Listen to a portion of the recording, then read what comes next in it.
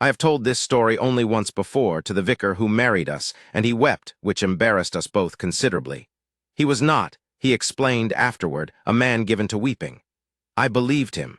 He had the look of a man who had seen a great deal of the world and decided to feel very little of it.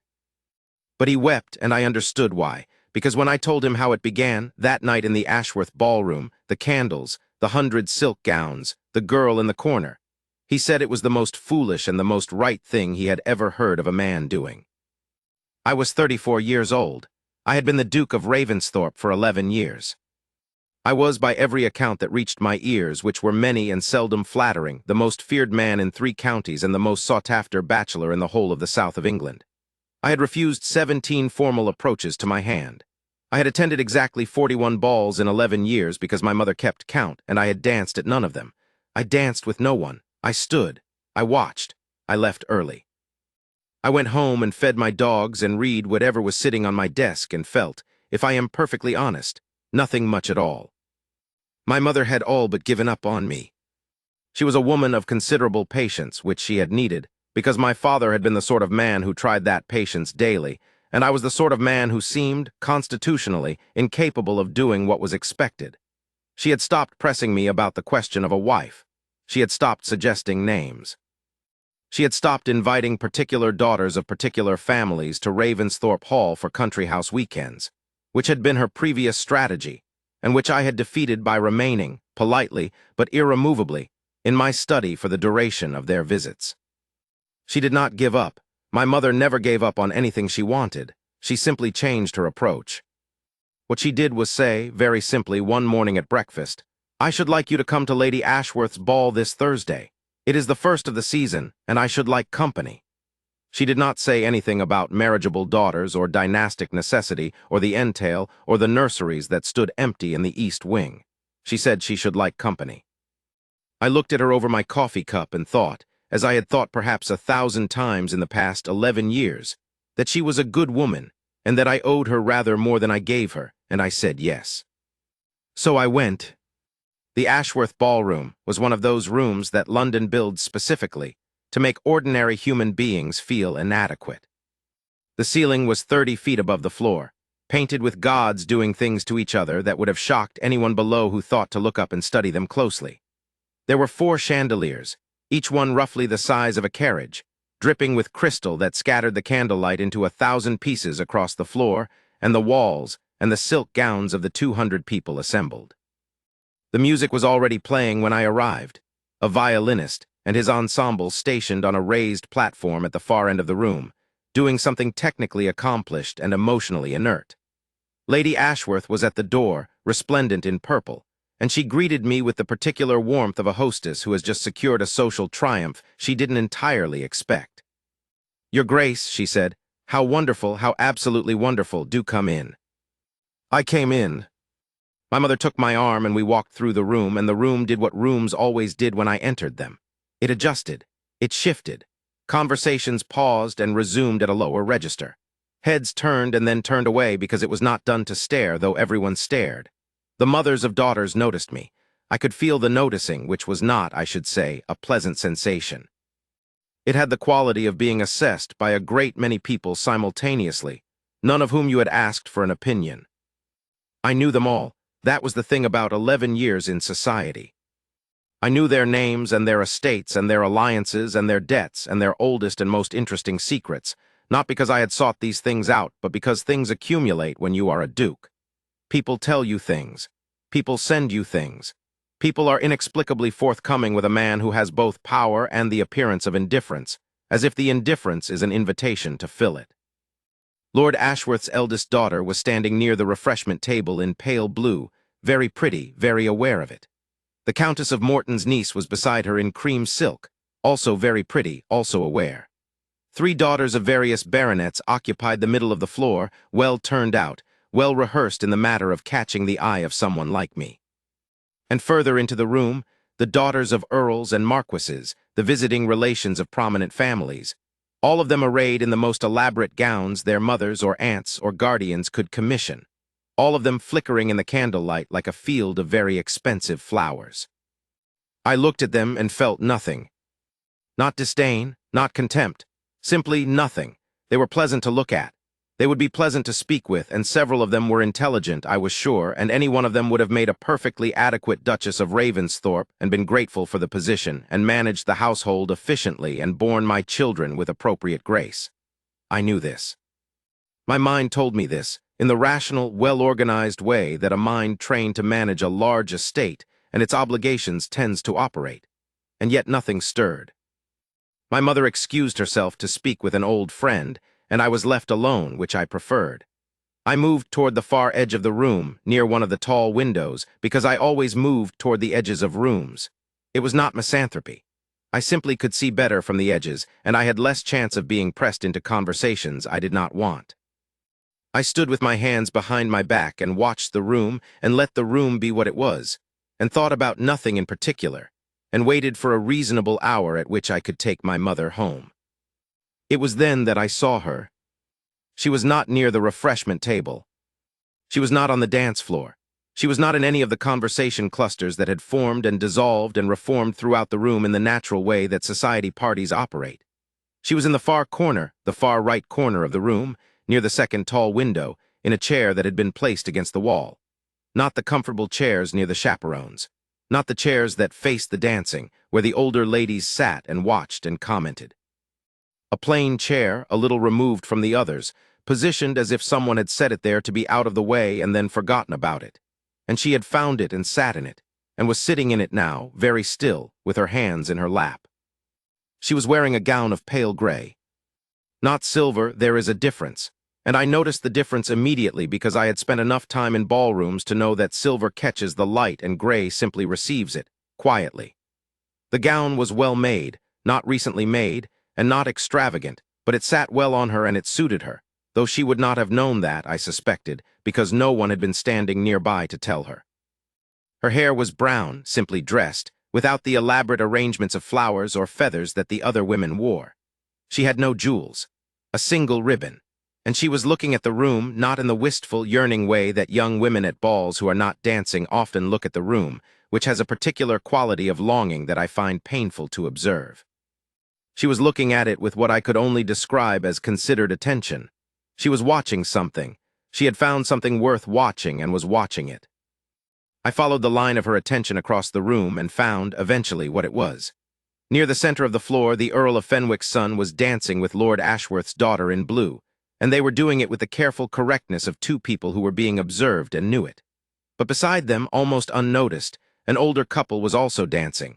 He must have been 60. She perhaps 55, and they were not being careful at all. They were simply dancing, as people dance when they have danced together so many times that it has become a part of breathing, easy and unthinking, and entirely their own. He said something to her. She laughed genuinely without performing it. The girl in the gray gown was watching them, and the expression on her face was not wistful and not longing and not anything I would have predicted from a young woman sitting alone at a ball. It was something closer to quiet contentment, as if she had found the one thing in the room worth seeing and was satisfied to see it. I stared at her for what must have been a full minute before I realized I was doing it. When I looked away and back across the room, Lady Ashworth was watching me. She looked away quickly. My mother was not watching me, but I had the obscure sense that she knew, which was one of the less explicable qualities my mother possessed. And two of the baronet's daughters, the ones in the middle of the room, were looking at me with the particular alertness of women who know they are being considered, and are ready to be considered further. I turned back to the corner. The girl in the gray gown had not moved. She was still watching the older couple dance. She had not, as far as I could tell, looked at me once in the entire time I had been in the room, which was perhaps 20 minutes by then, and which was unusual because most people in most rooms look at me within the first 5 minutes. It is not vanity to say so. It is simply a fact about being the Duke of Ravensthorpe in a crowded London room. People look. She had not. I would like to be able to explain what happened next in terms that reflect well on my reasoning. I would like to say that I formed a plan, that I gathered information, that I considered the situation with the careful intelligence that 11 years of managing a large estate and its complex affairs had presumably equipped me to bring to any problem. I would like to say I thought about it. I did not think about it. I crossed the room. The Ashworth Ballroom is approximately 50 feet wide. I walked across approximately 45 of those feet, which required me to navigate through the dancing couples and the conversation clusters and two well-placed mothers who made subtle movements in my direction that I did not acknowledge. And I reached the far corner where the chair was, and I stood in front of the girl in the gray gown, and she looked up. Her eyes were brown, dark brown and clear, and they looked at me with a directness that I was not expecting. She was not alarmed. She was not, as far as I could tell, particularly impressed. She was simply looking at me with the same quality of attention she had been giving the dancing couple, and I had the sudden disconcerting sensation of being observed rather than observing. "Good evening," I said. "Good evening," she said. Her voice was quiet and even, and she did not add anything to it. She did not say "Your Grace."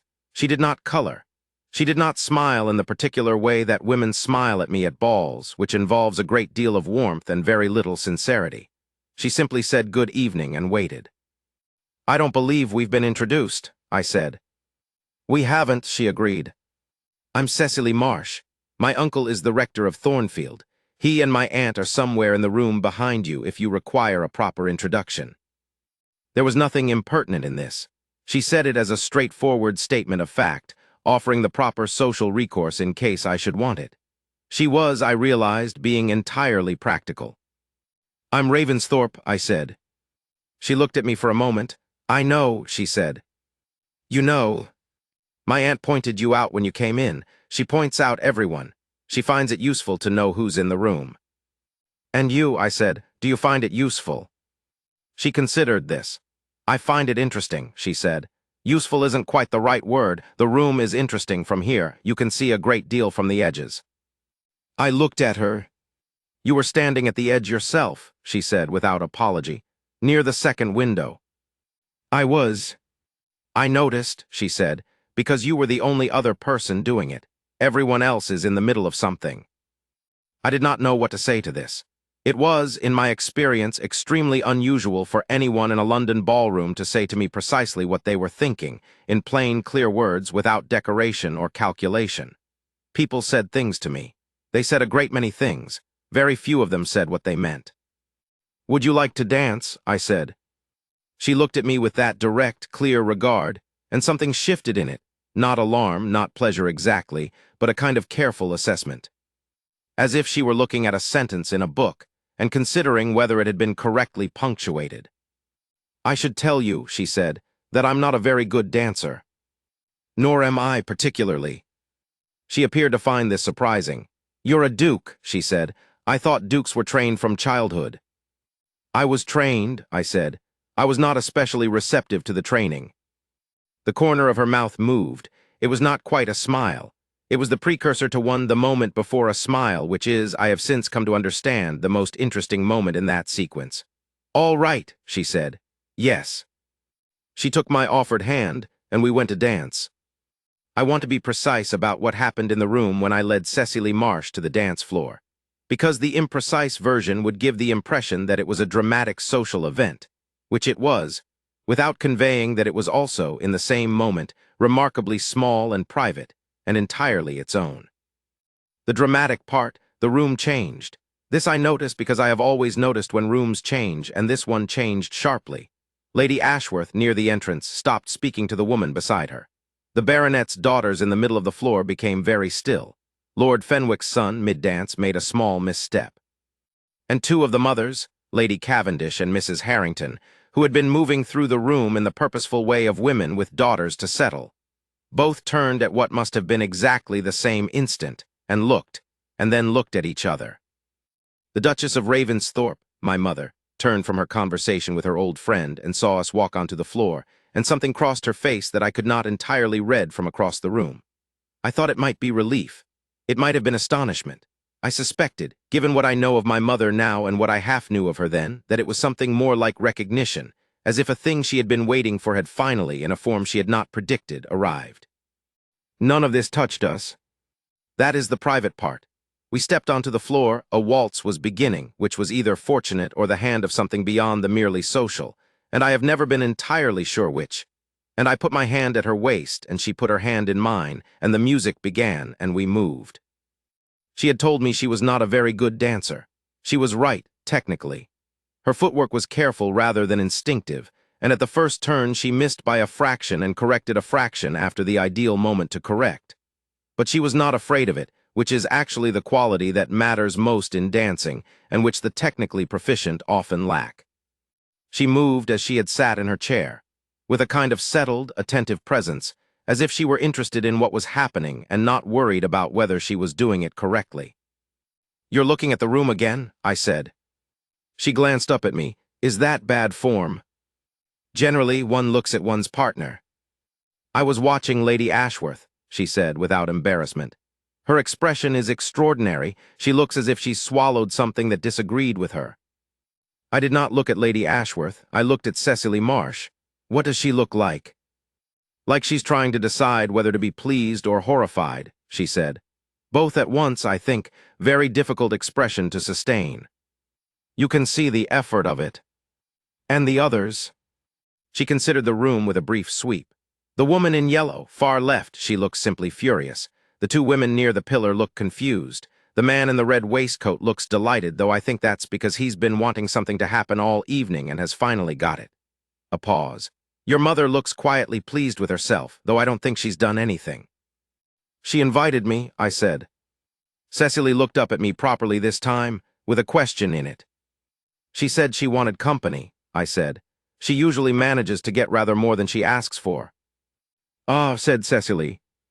We danced for the remainder of the waltz, and I found that I had nothing to say in the formal sense. No pleasantries about the season, no inquiries into her family's connections, no carefully calibrated phrases designed to convey appropriate interest without inappropriate commitment. All of that machinery, which I had watched other men operate for 11 years with varying degrees of success, was simply absent. Instead, I said things, and she said things back, and what we said was generally what we thought, and this was, I realized somewhere in the middle of the waltz, an extremely unusual experience for a person in my position. She told me that her uncle, the rector of Thornfield, was a man of considerable learning who had written 2 books that had been read by approximately 40 people, one of whom had written back to dispute the conclusions of the first. She told me that she had come to London for the season because her aunt had insisted, and her uncle had agreed that the experience would be broadening, though she was not certain, 3 weeks in, that it had broadened her in the ways intended. She told me that she found London bewildering in its contrasts, the great wealth and the appalling poverty sitting so close together, often on the same street, with such apparent mutual indifference. She asked me how I found London. "Loud," I said, "and familiar, which I find worse than unfamiliar." "You prefer the country," she said, not a question. "I prefer Ravensthorpe," I said, which was more precise. "The estate, the farms, the particular quality of the morning there." I stopped, because I do not generally say things like the particular quality of the morning to people at London balls, and I found I was not sure why I had said it now. "It sounds foolish." "It doesn't," she said quietly. "The morning at home is always a different thing. Thornfield in the morning is nothing like anything else. I've tried to describe it to people who don't know it, and the words never come out right." The waltz ended. I did not let go of her hand at once. The music stopped, and there was the small social interlude between dances, and I was still holding her hand, and I became aware of this and became aware in the same moment that the room was watching. Not covertly. Many of them were simply watching, with the open attention of people who have seen something they did not expect and have not yet decided how to classify it. "Thank you," Cecily said, and there was nothing in it, no calculation, no coyness, no invitation. Simply genuine thanks, the kind you give for a thing that was unexpectedly good. "Would you," I began. "Cecily?" A woman appeared at her elbow, trim, slightly flustered, with a kind face currently wearing an expression of considerable social alarm. "My dear, I believe supper is your grace." She stopped and curtsied, somewhat off balance. "Forgive me, this is my niece, your grace, Miss Cecily Marsh, my brother the rector's daughter, my husband is." "I know," I said. "Miss Marsh was good enough to identify herself when I introduced myself. You must be Mrs. Thornton." Yes, your grace." Mrs. Thornton looked at her niece with an expression that I later learned meant she had 17 questions and was desperately suppressing all of them until she could ask them in private. I was hoping Miss Marsh might permit me a second dance," I said. Later in the evening, if you would be willing to reserve it. The 17 questions on Mrs. Thornton's face multiplied into something that defied counting. She looked at Cecily. Cecily looked at me. "All right," said Cecily Marsh. "Yes." I found my mother 20 minutes later, near the windows on the left side of the room. She was engaged in a conversation that she appeared to be conducting with approximately half her attention, the other half being, as far as I could tell, devoted to watching me make my way through the room.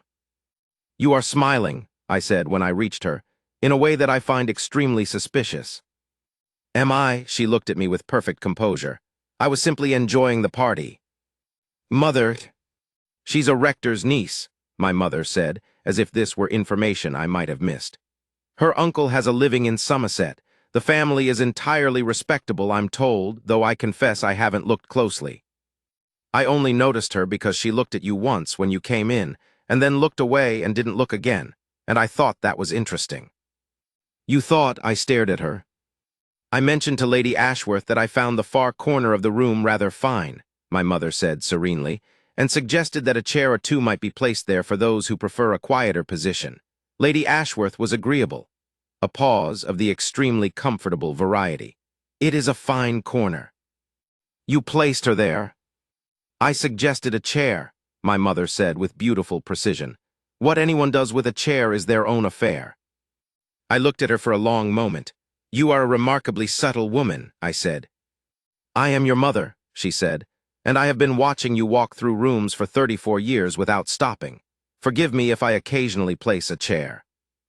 I went back to find Cecily Marsh.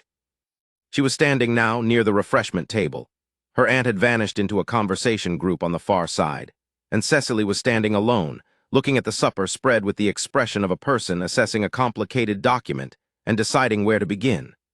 She had a small plate and was considering a tray of something pale and ornate with the same focused attention she brought to everything, and I stood beside her before she heard me. "The aspic is a mistake," I said. "It always is. The pastries are reliable." She looked at me startled, and then the beginning of a smile came back. "How do you know?" "I've been to approximately 40 of these. The pastries are always safe. Everything involving aspic is always wrong." She looked at the aspic. She looked at the pastries. She chose a pastry. "Are you staying for supper?" "If you'll allow it."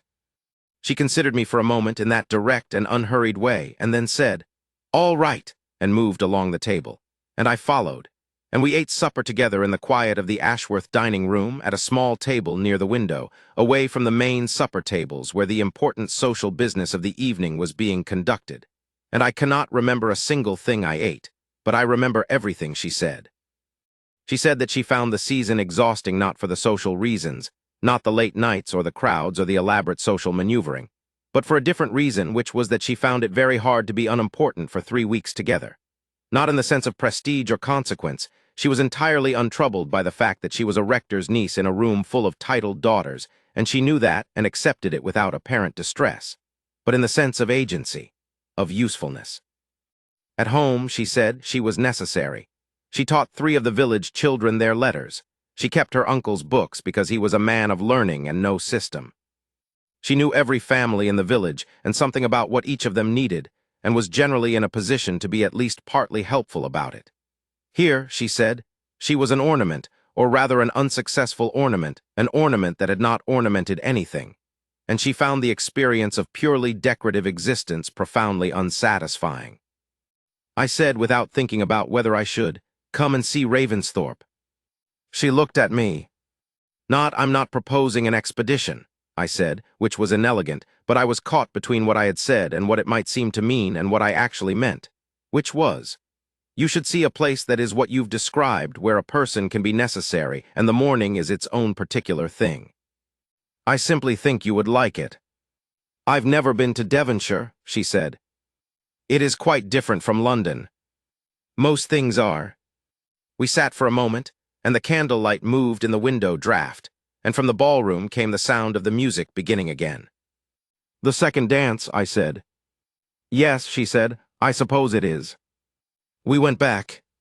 The second dance was a country dance, which suited us better than the waltz in the sense that it required less technical precision, and allowed instead for that particular form of social intimacy that comes from moving through a pattern together. The hands taken and released, the turns completed, the moments of facing each other and then not. She was better at this than the waltz. She had, I thought, the kind of physical intelligence that is not about formal training but about attention. She watched the pattern and understood it, and moved within it with a confidence that the waltz had not quite allowed. At the second turn, she said, quietly enough that only I could hear, "Lord Harleby is staring." I knew Harleby. He was 52 years old, had been married 3 times, all of them unhappy, and had a 3rd daughter on the market this season. A very pretty girl named Sophia, who was currently standing beside her mother watching me dance with Cecily Marsh, with an expression that her mother was working to smooth into something more composed. "He generally stares," I said. "He looks," she said without malice, "as if he's trying to solve an equation." "He probably is. The equation is, what is the Duke doing dancing with a rector's niece?" She processed this, and the answer is presumably that I find the rector's niece interesting. I met her eyes in the moment of the turn, which I do. She did not color this time either. She looked at me steadily through the movement of the dance and said, "I find you interesting too, though for different reasons, I think." "What reasons?" "You crossed a room," she said, "a very large room while everyone was watching, and you came to the corner." A pause, the pattern taking us apart and back. Most people move toward the center in rooms like this. It requires a certain kind of something to go the other way. "Stubbornness," I offered. "No," she said, "something more purposeful than stubbornness." The dance brought us close again. "You knew what you were doing." "I knew I was coming to speak to you. I'm not certain I knew more than that." She thought about this. "That might be the same thing," she said.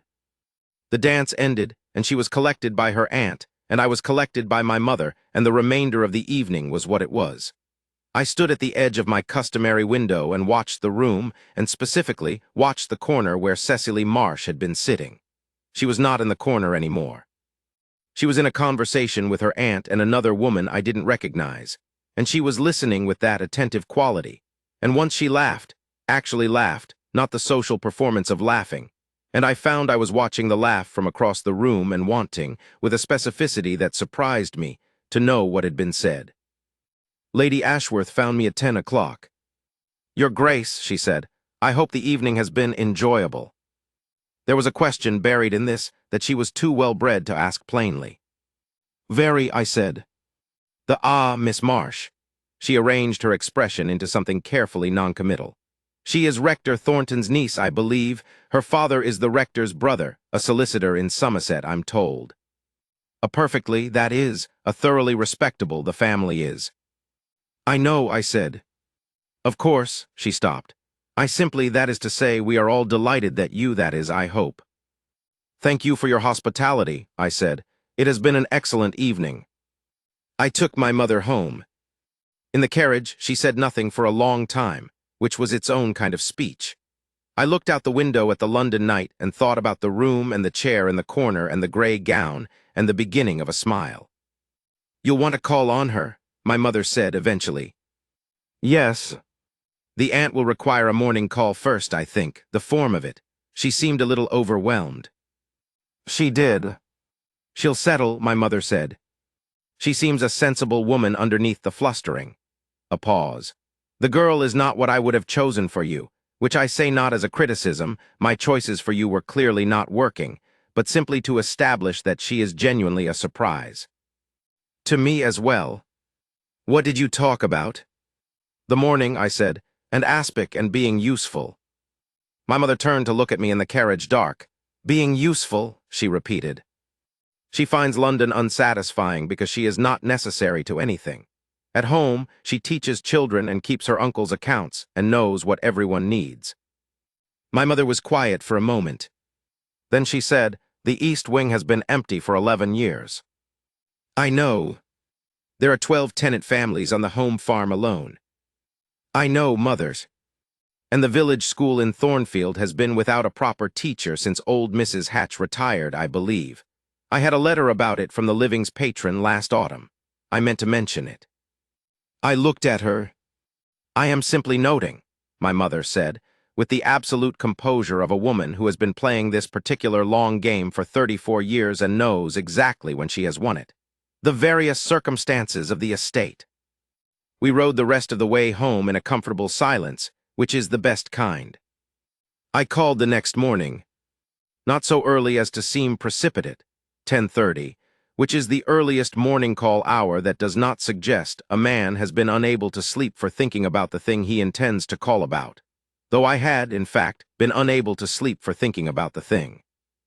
I presented myself at the door of the Thorntons' rented house in Marylebone with appropriate formality, and was shown into a small sitting room that smelled of books and something floral, and Mrs. Thornton appeared almost immediately, which suggested she had been watching for a carriage.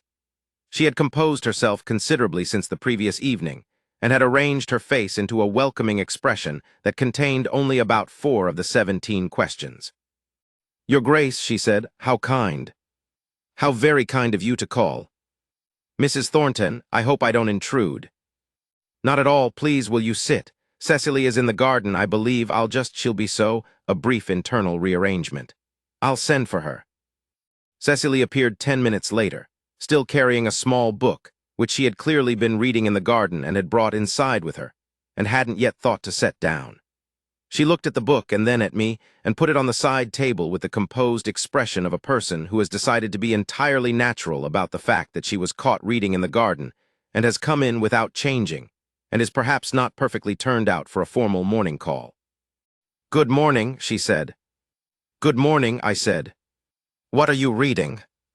She glanced at the book. "It's a study of agricultural drainage in the western counties. It's my uncle's. He left it here by mistake, and I started it this morning because I had nothing else, and it turned out to be more interesting than the title suggests." I looked at her for a moment. Why is agricultural drainage interesting? She sat down at an angle from me in the way that allowed for conversation without the stiff formality of complete front-facing attention. "Because it's connected to everything. The way the land drains determines what can grow on it. What grows determines the tenant's income. The tenant's income determines the character of the village. It's all of a piece." She paused. "Do you have drainage problems at Ravensthorpe?" "In the South Field," I said slowly. "Along the mill stream, it has been a problem for a long time." "Is it a question of the gradient or the channels?" I stared at her. I believe both. My steward has been looking at it." "Your steward will know," she said. "But the gradient is generally the harder problem. Channels can be improved incrementally. Gradient requires decision." Mrs. Thornton, from her chair near the door, made a small sound that I think was either a stifled laugh or an expression of considerable wonder. Neither of us looked at her. "I came," I said, "to ask whether you and Mrs. Thornton might be willing to take a drive in the park on Thursday. If the weather permits." Cecily considered this with the same careful attention she brought to agricultural drainage and aspic and the expressions on people's faces at balls. "Yes," she said. "I think so. That would be very pleasant." "It would not be very pleasant," I said. "If you were to think of pleasant things, it would be at best interesting." The corner of her mouth moved. "Then interesting," she said. Mrs. Thornton, who had been managing her 17 questions with commendable discipline for the duration of the call, arranged to consult with her cook at this point, and for the next 20 minutes Cecily, and I talked about drainage and the character of Devonshire clay, and the particular management challenges of an estate that has been long established, and has therefore layers of historical practice that may or may not still be relevant, and whether the southern enclosures of 20 years ago had served the tenants as well as had been intended. She listened carefully and said what she thought, without the social hedge that people generally apply to opinions they offer to dukes, which is a kind of advance apology for having an opinion at all. She simply said what she thought, and what she thought was generally well considered. When I left, she walked me to the door herself, which was not quite the form, and Mrs. Thornton let it pass. "Thursday," I said. "Thursday," she said. The drive was on Thursday, and then there was another ball on Saturday where I danced with her again, and also, for propriety, with the eldest Ashworth daughter and one of the baronet's daughters. And then there was a concert on Monday, and I found the Thorntons a box near my mother's, and the 4 of us, my mother, Mrs. Thornton, the rector, who had appeared from Somerset the previous day in a state of mild bewilderment, and Cecily, sat together and listened to Haydn. which I generally find more interesting than most of the social events of the season. Cecily sat beside me, and we talked about the music quietly underneath it, in the way that is not rude because it is done quietly and does not disturb anyone, and I found that she had opinions about music as well, which were not the received opinions. She did not say what one was supposed to say about Haydn, and which were, as her opinions generally were, specific and based on what she had actually heard rather than on what she understood was expected. In the carriage after the concert, the rector fell asleep almost immediately, and Mrs. Thornton embarked on a discreet conversation with my mother about the difficulties of finding reliable servants in London, which was a conversation that could sustain itself indefinitely without input from either Cecily or me. And for a while we sat in a comfortable silence and looked out our respective windows at the London night. "You mentioned Ravensthorpe twice tonight," Cecily said eventually. "Did I?" "Once when we were talking about the second movement, and once when I mentioned the hall at home." "I think about it a great deal," I said. "When I'm in London, I find I'm always thinking about something that needs doing there." "What needs doing?" I looked at her in the carriage dark. She was a pale shape, the gray silk she had worn tonight catching some of the lamplight from outside. "Everything," I said. "The drainage in the South Field, the school in Thornfield Village, the teacher retired last autumn and hasn't been replaced. 3 of the tenant cottages need new roofs before winter. The orchard wall came down in the January storm, and I haven't had the right man to rebuild it." She was quiet for a moment. "Do you like it?" she said. "Managing the estate, not as a duty, do you actually like it?" I thought about this with the seriousness it deserved. "Yes," I said, "I do, the complexity of it. The fact that everything is connected, the drainage and the school and the cottages and the orchard wall, the tenants' welfare depends on all of it working and my understanding of all of it being clear. I find that, yes, I find it deeply satisfying." A pause. "Most people are surprised to hear that. They seem to think that dukes manage estates reluctantly." "Do they?" "Many of them, it is more fashionable to find it tedious." I looked at her. "I don't find the things that matter tedious." She seemed to be considering this. "No," she said quietly, "I don't think you do."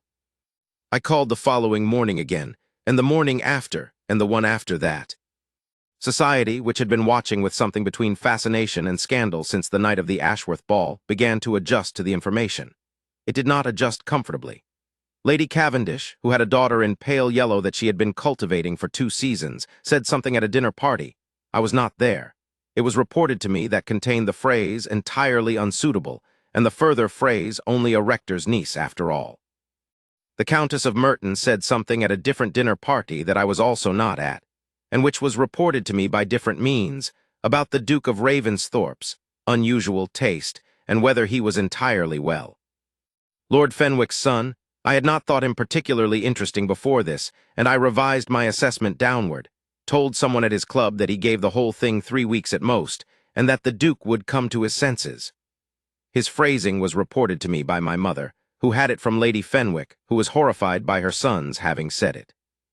I did not say anything about any of this to Cecily. She knew it, I think. She was not unobservant, and her aunt's anxious sideways glances when I called each morning were not entirely inexplicable, but we did not discuss it.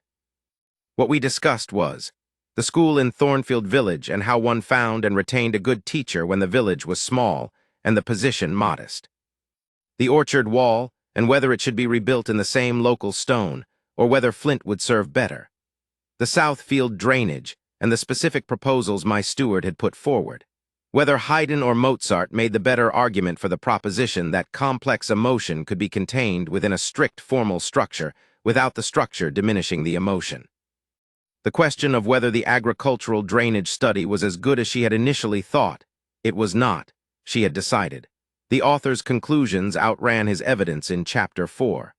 Whether my mother was always this precisely competent at getting what she wanted, or whether this was an exceptional circumstance. Always, I said without hesitation. She once managed my father into the complete reorganization of the South Wing by asking, very politely, whether he thought the light in the library was quite right. Cecily laughed.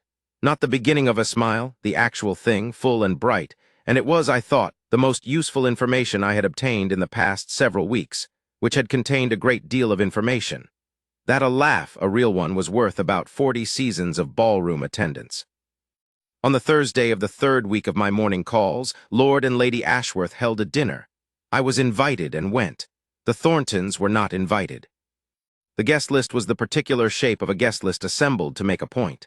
It was the season's most eligible daughters and their attendant parents, arranged with such artfulness that the effect of it, every table pairing, every conversational placement, was designed to demonstrate, without vulgarity, the range and quality of what was available to a man of my position if he would only pay attention.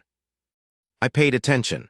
I sat at dinner beside Lord Ashworth's eldest daughter in blue, who was pretty and pleasant and talked about music and the country and her horses, which she clearly loved, with a warmth and intelligence that was entirely genuine and required me to feel nothing but respect for her. I talked with her with as much courtesy as I could command. I talked with Lady Cavendish's daughter in yellow at the other end of the table during the remove, because the seating had been arranged to facilitate it. I drank Lord Ashworth's excellent claret and ate his cook's excellent food, and contributed to the general conversation as the occasion required. Lady Ashworth, at her end of the table, was watching me with the expression of a woman who has laid a trap of some complexity, and is waiting to see whether it closes. I was perfectly polite. I was also, by about the third course, thinking about the question of the orchard wall, which I had been discussing with Cecily the previous morning, and specifically about whether the local quarry still produced the right stone or whether I would need to go further afield, and whether, if I went further afield, the transport cost would offset the quality advantage. And what she had said about the character of the wall being part of the character of the place, and whether a wall of the wrong material was still the same wall or something else. "You seem distracted, Your Grace," said Lord Ashworth's daughter gently. I looked at her. She was looking at me with an expression that was not hurt but was quite honest, the expression of a young woman who has been placed at a dinner table next to a man to demonstrate something and knows she is being placed there and would prefer to be somewhere else but has, as yet, no alternative. There was dignity in it, actually, considerable dignity. "Forgive me," I said. "I was thinking about a wall." She blinked. "A wall." "An orchard wall. It came down in January. I've been trying to decide what to rebuild it in." She looked at me for a moment, and then something shifted in her expression. The performance relaxed a little, or rather, the performance ended, and she said, simply and honestly, "My father has the same problem with the West Kitchen garden. The bricks are original, you know, and the question is whether to match them or make a virtue of the contrast." She paused. "He spent the whole of last spring going back and forth about it." "What did he decide?" "To match them, but it took 6 months to source the right brick. My mother was not pleased." "No," I said. "I imagine not." We talked about walls for the remainder of the dinner, and it was the most natural conversation I had had at a formal table in 11 years, because it was about something real, and she was a person who cared about things that were real. And I thought, not for the first time, and not without guilt, that she would make an excellent duchess for someone who deserved her. Which was a thought I had had about approximately 12 of the 17 eligible women who had been presented to me over the past 11 years. After dinner, when the men had rejoined the ladies, and the drawing room had rearranged itself into the natural social geometry of the post-dinner hour, Lady Ashworth found me near the fireplace. "I hope the evening has been instructive," she said. It was not quite a question, and not quite a statement. "Very pleasant," I said. "Your cook is remarkable." "Yes," she said, with the brief smile of a woman accepting a compliment that is not the compliment she was after. "Your Grace, I wonder if I might, that is to say, there has been some comment, you understand, in the past weeks, about that is." "Lady Ashworth." I am aware," I said, "of what is being said. I am also aware that it is generally being said by people who find my choices inconvenient. I do not find their inconvenience a compelling argument." She looked at me for a moment. Then she said, with a quite different quality, something more genuine, something underneath the hostess, "She is an unusual girl." I looked at her. "I have spoken with her," Lady Ashworth said more quietly. "At the Mertons' card party last week, we talked for rather a long time. She is, I find her very—" She stopped. "She is not what I would have expected," she said finally, "which I mean as a compliment." "I know," I said. Lady Ashworth nodded once and withdrew. I left the dinner early. not the earliest that was socially permissible, but earlier than the occasion strictly warranted. And I went home and found my mother in the drawing room reading, which she was always doing when I came home from evenings she had not attended. And I sat down and she put her book down and looked at me. "Well," she said. "She's remarkable," I said. "Not Cecily, though yes, Cecily, I meant Lady Ashworth's daughter. She's remarkable, and she was placed next to me with great deliberateness, and she deserves someone who will think only about her at dinner." "And you were thinking about?" "A wall," I said. My mother was quiet. "It is entirely unsuitable," I said. "On paper, the social calculus of it is."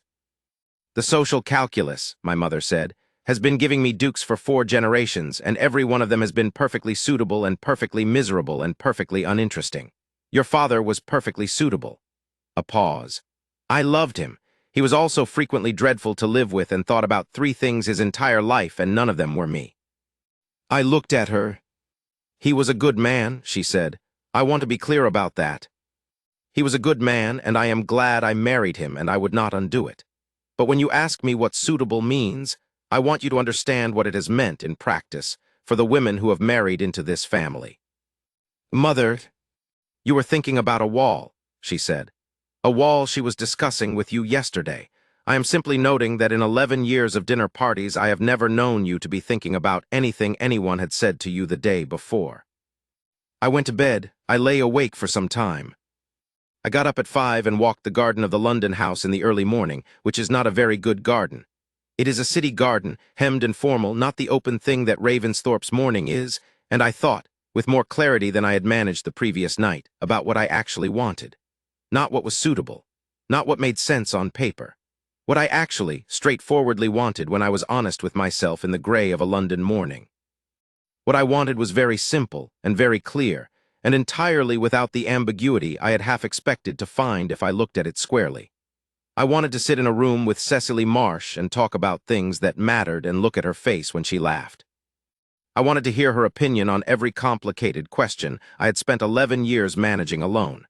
I wanted her in the east wing of Ravensthorpe Hall, which was empty and had been empty, and which had always felt like an accusation to me in a way I hadn't quite understood until recently. I wanted her to see the Southfield drainage in the morning when the mist was on the millstream. I wanted her to find the village teacher and sort out my steward's filing system, which had been a disaster for 3 years. I wanted, in a very specific and entirely embarrassing sense, to deserve the attention she gave the older couple at the Ashworth ball, that quiet, settled observation of a thing she had found good. I went inside and wrote a letter. The letter was not long, and it was, for the first time in my experience of writing letters, exactly what I meant on the first draft. I made my intentions clear. I made my feelings clear. I made the practical circumstances clear, which is not the most romantic convention, but which I felt, given what I knew of Cecily, she would appreciate. I mentioned the school and the drainage and the orchard wall and the east wing, in that order, and I said that I was aware that what I was proposing was outside the usual form, but that I intended it in full seriousness and with the complete weight of my regard, and I asked whether she would consent to allow me to speak with her uncle. I sealed it. I sent it at 7 that morning, which was too early for a letter of this nature, and I sat in my study and did not read anything and waited. The reply came at 9:30. She had written one line. "Yes, CM. I kept the letter, I have it still." I spoke with the rector that afternoon. He was a small, bespectacled, gently rumpled man who had the quality of a person who has spent a great deal of time thinking about things, and not very much time thinking about himself, which is either a great virtue or a significant liability depending on the circumstances. And in this circumstance, it meant that he listened to me with complete attention and asked 3 questions, all of which were about me rather than about the estate or the settlement or the social position, and they were: did I understand that Cecily was not a woman who would be managed? Did I understand that she had opinions and would continue to have them indefinitely? And did I consider these properties a difficulty? I said no to the third and yes to the first 2, by which I meant yes, I understood. He looked at me carefully for quite a long time, and then he said that he had never thought of himself as the kind of man who wept, but that on this occasion he found he was very nearly becoming one, and would I please excuse him for a moment. I excused him. He came back and shook my hand and said that he would speak with Cecily, and I said that she already knew, and he said, "Yes, I supposed she might," and went to find her. She came into the study where I was waiting and stood in the doorway with the book still in her hand. A different book this time, I noticed, so she had been reading again, and I thought this was the best possible sign, and she looked at me. "Your uncle spoke with you," I said. "He wept," she said. "He never weeps." I didn't know what to do with it. "I nearly did too," I said. "Earlier, when I was writing, don't tell anyone." She looked at me for a moment, and then the beginning of a smile became the actual smile, complete and unheld, and she crossed the room and put her hand in mine and said, "The drainage question." "Yes," I said. "I've been thinking about it. I think the issue is that the gradient proposal your steward has put forward requires assumption about the flow rate that haven't been properly verified. You should measure first." "I think you're right," I said. "I've been thinking so for a week." "We could do it properly in the autumn," she said. "Once we're established there, I'd want to walk the field myself." "I thought you would," I said. She held my hand, and we stood in the small marrowbone study with the morning light on the carpet, and the London noise outside, and the weight of the thing, not the social weight, not the complicated weight, the true weight, the good weight, settled in the room with us. And I found I did not want to be anywhere else on earth. The formal announcement appeared in the social papers 3 days later. London reacted. Lady Cavendish said, "This was reported to me by my mother, who had been at the relevant breakfast and had, I suspect, positioned herself to receive the report, that she was speechless, which she demonstrably was not." Lord Fenwick's son revised his prediction downward to 2 weeks and then, when it became clear there was nothing to revise toward, stopped saying anything publicly, though I understand his private views did not improve. Lord Ashworth sent a gracious note. Lady Ashworth sent flowers, which was more than the occasion required, and which I suspected represented a genuine feeling of goodwill that she had decided, somewhere between the aspic and the morning after my dinner there, to express. The Countess of Merton sent nothing, but said, at a dinner party where my mother was present, something to the effect that a man of such great position might have been expected to form a more, she used the word politic, alliance. My mother, who was telling me this in the carriage on the way to the Wentworth ball, which was the first ball after the announcement, and which was going to be a significant social occasion, whether I wanted it to be or not, said this with the composed expression of a woman who had waited 34 years for the right moment and knew exactly when it had arrived. "What did you say?" I asked. "I said that I found her quite the most interesting young woman I had met in 30 years of seasons," my mother said, "and that I considered my son's judgment in this as in all things to be rather better than anyone else's." She paused. Then I asked for the marmalade. "Did she say anything?" "She said the marmalade was actually quite good this year." And then we talked about the marmalade for some time, which I think was the most comfortable portion of the breakfast. The Wentworth ball. I had told Cecily that the evening would be what it would be, and that if she found it too much we could leave early, and she had looked at me with her considering expression and said that she thought she could manage it. She was wearing a new gown, ivory, with a simplicity of line that was, on her, elegant in a way that the elaborate gowns of the other women were not, because elegance on Cecily was a matter of not requiring anything extraneous. Her aunt had done something with her hair that I cannot describe in any technical sense, but which resulted in a face framed more deliberately than it had been at the Ashworth ball, and the effect was, I am not equipped to write adequately about this, but the effect was considerable. We arrived together, which was itself the statement. I had my mother on my left arm and Cecily on my right, and the Wentworth ballroom, which is not quite as tall as the Ashworth but is broader and therefore more populous, and was so this evening, did the thing that rooms do when something enters that they haven't seen before. It adjusted. It recalibrated. And then, because the social world is above all else a world of narrative, and the narrative this evening was one that it had been processing for 3 weeks and had not entirely resolved, it became very attentive. Lady Cavendish was near the entrance. She was wearing a great deal of purple, and her daughter in yellow was beside her, and the yellow daughter looked, I was sorry to see, genuinely unhappy in the particular way of someone who has been placed in a position she did not choose. I made a point of meeting the daughter's eye and nodding to her with what I hoped was the respect she was owed, which was considerable, and she nodded back with a dignity that improved my opinion of her still further. Lord Fenwick's son was also near the entrance, which was either coincidence or the specific kind of not coincidence that occurs when someone wants to observe something and positions himself accordingly. He looked at me and then at Cecily, and something crossed his face. Not quite the 2 weeks and he'll come to his senses expression, because the 2 weeks had passed and I had not come to my senses, and there was some revision happening. I did not look at him long. Cecily had said nothing. She was standing at my right and looking at the room with the clear, measured attention that I had first seen in the corner of the Ashworth ballroom, and I felt, through the arm I held, that she was settled.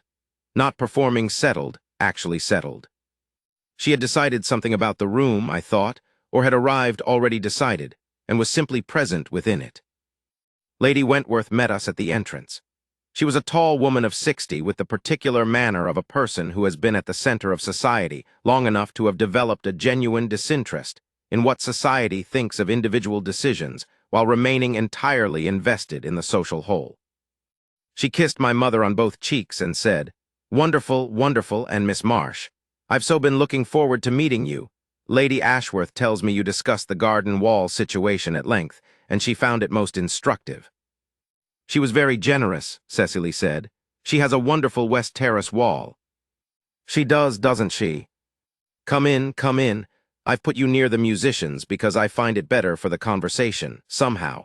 The music gives something to talk about without requiring you to talk at once." She swept us in, and the evening began. I danced with Cecily twice. The first dance was a waltz, and she was better at it than she had been at the Ashworth ball, not technically improved, but the nervousness, or whatever it had been that had made her careful, was gone, and she moved with her natural attentive ease, and we talked throughout, as we always talked, about several things at once. The room arranged itself around us. I was aware of it arranging itself. I was also, for the first time at a ball in 11 years, substantially unconcerned about the arrangement.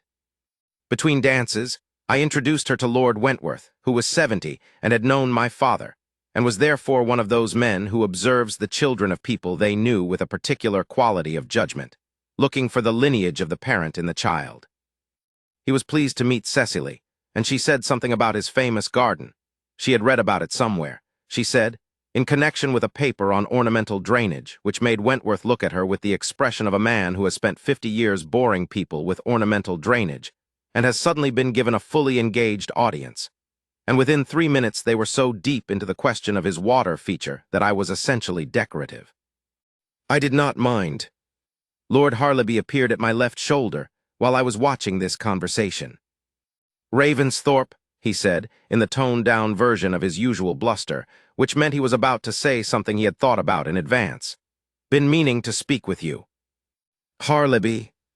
"Look," he said, "I know that is what you do is your own, I simply want to say." A pause in which he appeared to reorganize something internally. She put Wentworth at ease in about 4 sentences. "The man is a social nightmare when he's bored. She's not, that is, I can see what." Another pause. "I spoke out of turn in my earlier comments. I was informed of what I'd said. I thought it wanted addressing." I looked at him. He was 52 years old and had been married 3 times and was a man of considerable intelligence underneath the bluster. And he was standing here in the Wentworth ballroom telling me that he had been wrong, which was not nothing. It was, in fact, something. "Thank you," I said. He nodded, somewhat awkwardly, and withdrew. Cecily was still talking with Lord Wentworth. She had, I noticed, given him something to look at, a small notebook she apparently carried, in which she had written some reference that was relevant to the water feature question, and they were examining it together with the shared absorption of 2 people who have found a common passion. Wentworth was, for the first time in my observation of him at social events, smiling. My mother materialized beside me. "Wentworth," she said with quiet satisfaction. "She has him completely." "She finds him interesting," I said. "She finds everything interesting. It's not a strategy." "I know," my mother said. "That's what makes it so effective." The second dance, another waltz, because the evening seemed to want it, was late in the night, and by then the room had settled into its new arrangement. Not without remainder, there were still faces in the crowd that had not entirely reached acceptance, and one corner contained Lady Cavendish and 2 of her allies in a configuration that radiated a precise social displeasure. But the dominant note of the room had changed. Lord Wentworth had spoken to 3 people about Cecily, warmly and specifically. and the quality of his regard carried weight with people who respected age and judgment. My mother had talked with Lady Merton for 20 minutes about gardening, which was a conversation that seemed to have no bearing on anything, but which my mother emerged from with a particular expression that she got when a long campaign had reached its decisive engagement. And the evening simply was. The music was better than at Ashworth. The room was warmer. I danced and talked with my intended wife, which is a thing I had somehow managed to reach 34 years of age without anticipating I would enjoy, and found that I enjoyed it immensely. Near the end of the waltz, with the chandeliers doing the thing they do at the end of a long evening when the candles have burned low, and the light has softened to something golden and uneven, Cecily said, quietly, "The woman in the blue turban has been looking at you for this entire dance." "Lady Cavendish," I said. "Yes, she looks," she considered. "She looks as if she's eaten something that disagreed with her, rather like Lady Ashworth at the first ball, but more so." "She has a daughter," I said. "I know," a pause. "I feel sorry for the daughter." "So do I said. "She's a good woman, she'll do well." "She will," Cecily said. "She talked to me for 10 minutes near the refreshment table, and she was very kind, actually. She didn't have to be." I looked at her. "People are sometimes better than you expect," she said. "In rooms like this, you think it will be one thing and then it isn't." The dance ended, and the evening ended, and I handed Cecily into the carriage, and my mother sat beside her, and I sat opposite. And London moved past the windows in the way it does late at night, the lamps making gold circles on the wet cobblestones, and my mother talked about Lord Wentworth's garden in a way that was clearly for Cecily's benefit, because she had clearly been told about the drainage question. And Cecily listened and contributed, and the carriage was warm and the horses clattered, and I looked at them both, the two of them, talking about garden drainage in the London night, and felt with great clarity and some surprise that I was entirely happy. We were married on a Thursday in September. The church was the parish church in Thornfield. Cecily had asked for it, and I had said yes immediately because it was hers in the way that Ravensthorpe was mine, the mourning quality place, the place that was itself rather than what it was expected to be. It was small by the standards of ducal weddings. My mother did not protest the smallness, and I loved her for it. The rector married us himself, he wept again, which this time he had apparently anticipated because he had a handkerchief ready. Her dress was ivory silk, simply made, with no embellishment except a narrow embroidered border at the hem and cuffs.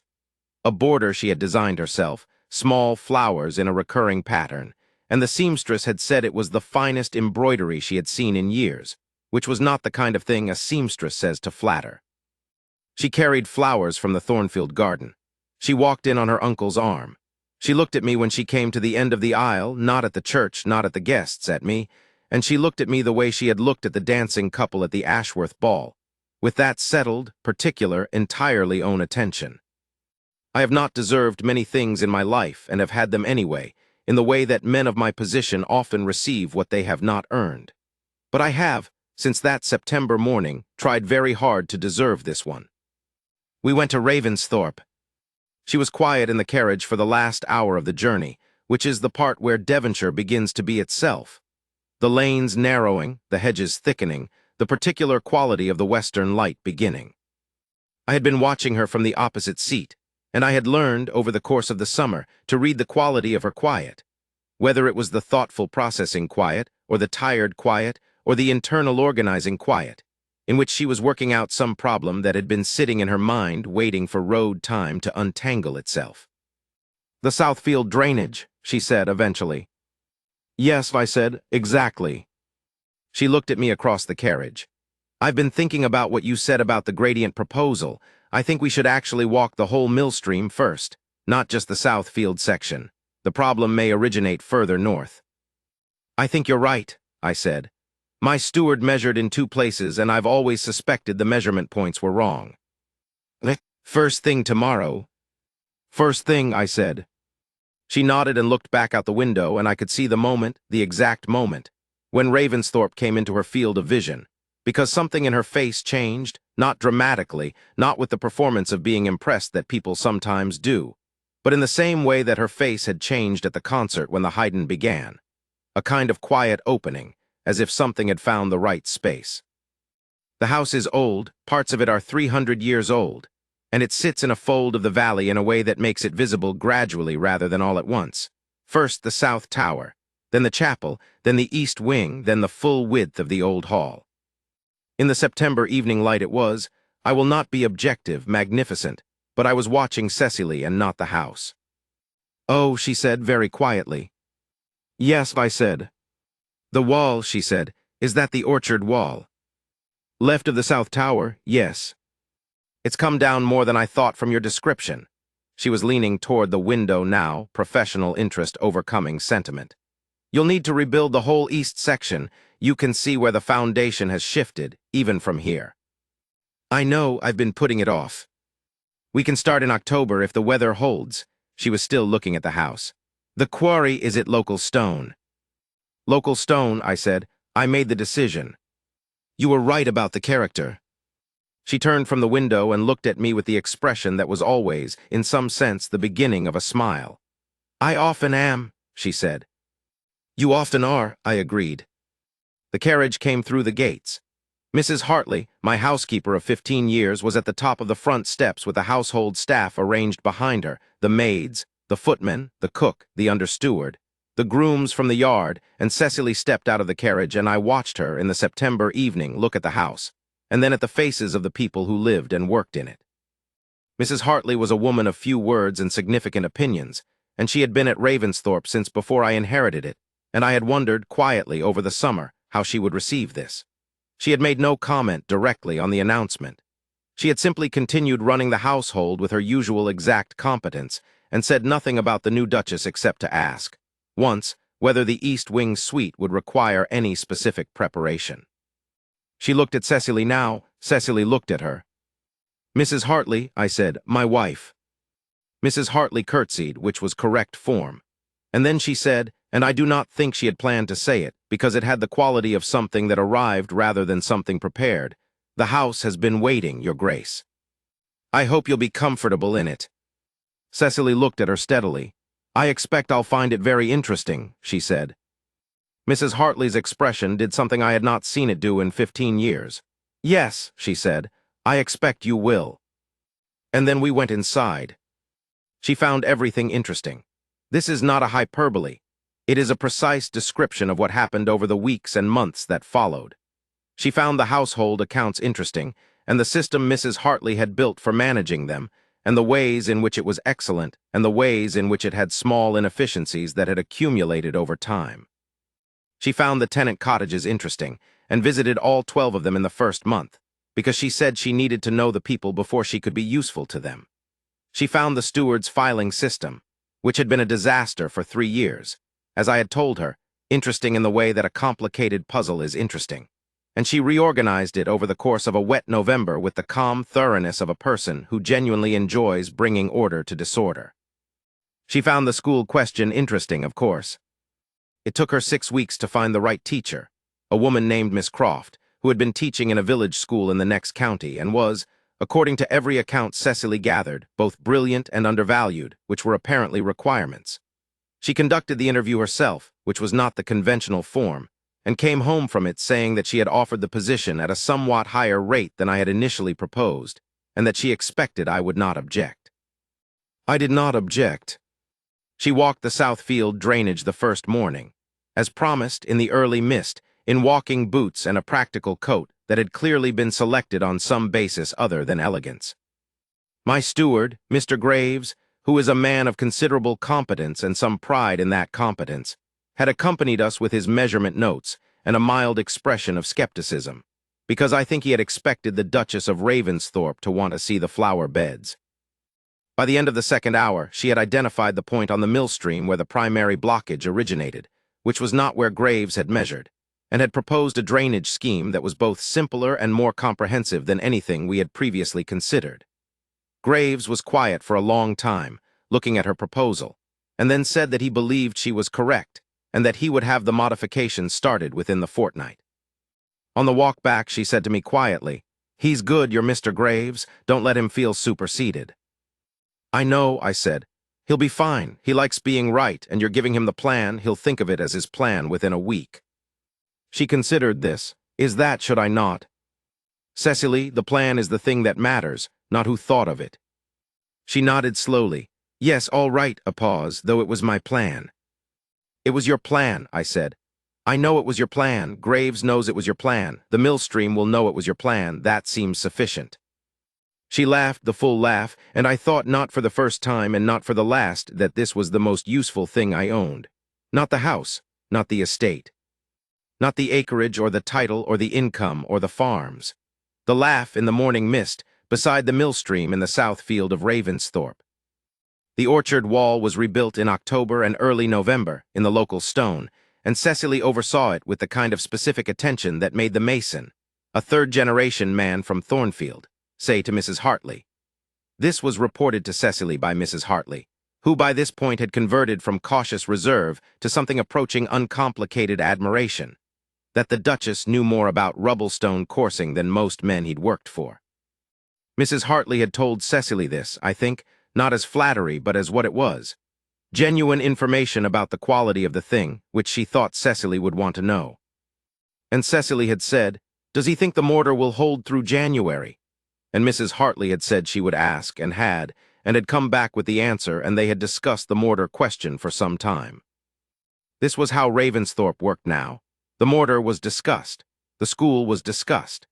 The tenant families were discussed, specifically and in detail, because Cecily had visited all of them and remembered everything she had seen, and the discussions therefore had content rather than only good intentions. The drainage was not only discussed, but fixed. The Millstream channels completed in December. The gradient corrected in a 2-week modification in January. The south field the following spring transformed into land that actually drained. My mother stayed through October and then went to her own house in Bath, which had always been her preference, and said, at the morning she left, that she would come back at Christmas and that she was looking forward to it, which was the first time in my memory that she had said she was looking forward to Christmas at Ravensthorpe. "It's a proper house now," she said, which was not an insult. I understood it perfectly because I had felt it too and kissed Cecily on both cheeks with a warmth that had nothing performed in it. Cecily stood at the top of the front steps and watched the carriage go, and then turned to me with the expression that was not quite the beginning of a smile, but was something adjacent to it. She said, "It's a proper house now," she said. "Yes. Was it not proper before?" "It was correct," I said. "In all the ways a house of this kind should be. Mrs. Hartley saw to that, but it needed." I stopped because the sentence was going somewhere that I had not quite examined yet, and examining it out loud seemed to require precision.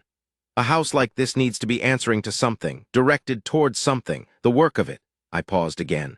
"I think what my mother means is that now there is a reason for all of it." She looked at me for a moment, in the winter light on the front steps of the old hall, with the rooks in the elms and the smell of the first frost. And then the smile came, the actual, full, unheld thing, and she said, "Good." We went inside. I will not recount the whole of the first year, though I could, because it is vivid to me in the way that the years before it are not especially vivid. I will say what was most true about it, that it was, in the fullest sense I know how to mean, a life, not a social performance, not the management of obligation. The actual inhabited thing. Waking early in the East Wing, which was no longer the accusing empty East Wing because it was ours now. And the morning was the particular quality of morning I had always been unwilling to leave London for, and Cecily would be up before me sometimes, which I should have predicted and didn't, and would be reading at the window by the time I came through, in the gray light, with the book and the particular concentrated attention she brought to everything. And I would stand in the doorway and watch her for a moment, and she would know I was there, because she always knew without looking, and would say something. About the book, about the drainage, about the cottage visit she had planned for the afternoon. About the letter she had had from Mrs. Hartley about the cook's situation, and the day would begin. Graves and the drainage, Miss Croft and the school, the tenants and the cottages, all 12 of them visited and revisited. The orchard wall, and then in March, the north kitchen garden wall, which had been deteriorating for 2 years and which Cecily discovered on a walk she took specifically to inspect the outer walls, and reported in writing to me and to Graves jointly, with a specific proposal for the repair sequence and the best time of year to do it. The letter Graves wrote back was one of the finest things I have ever read because it addressed her points precisely, disagreed with one of them. The timing, he thought April was too wet, May was better, and signed off not with the obligatory, "your obedient servant," but with, as ever, with your kind attention noted and most sincerely appreciated, which from Graves was the equivalent of a public declaration of regard. She wrote him back about the timing and said he was right about April. The season came round again in April and we went to London, and London was a different thing from within rather than from the outside. We went to balls and I danced, which I had not done for 11 years. We went to dinners and I talked, which I had always done but had done differently.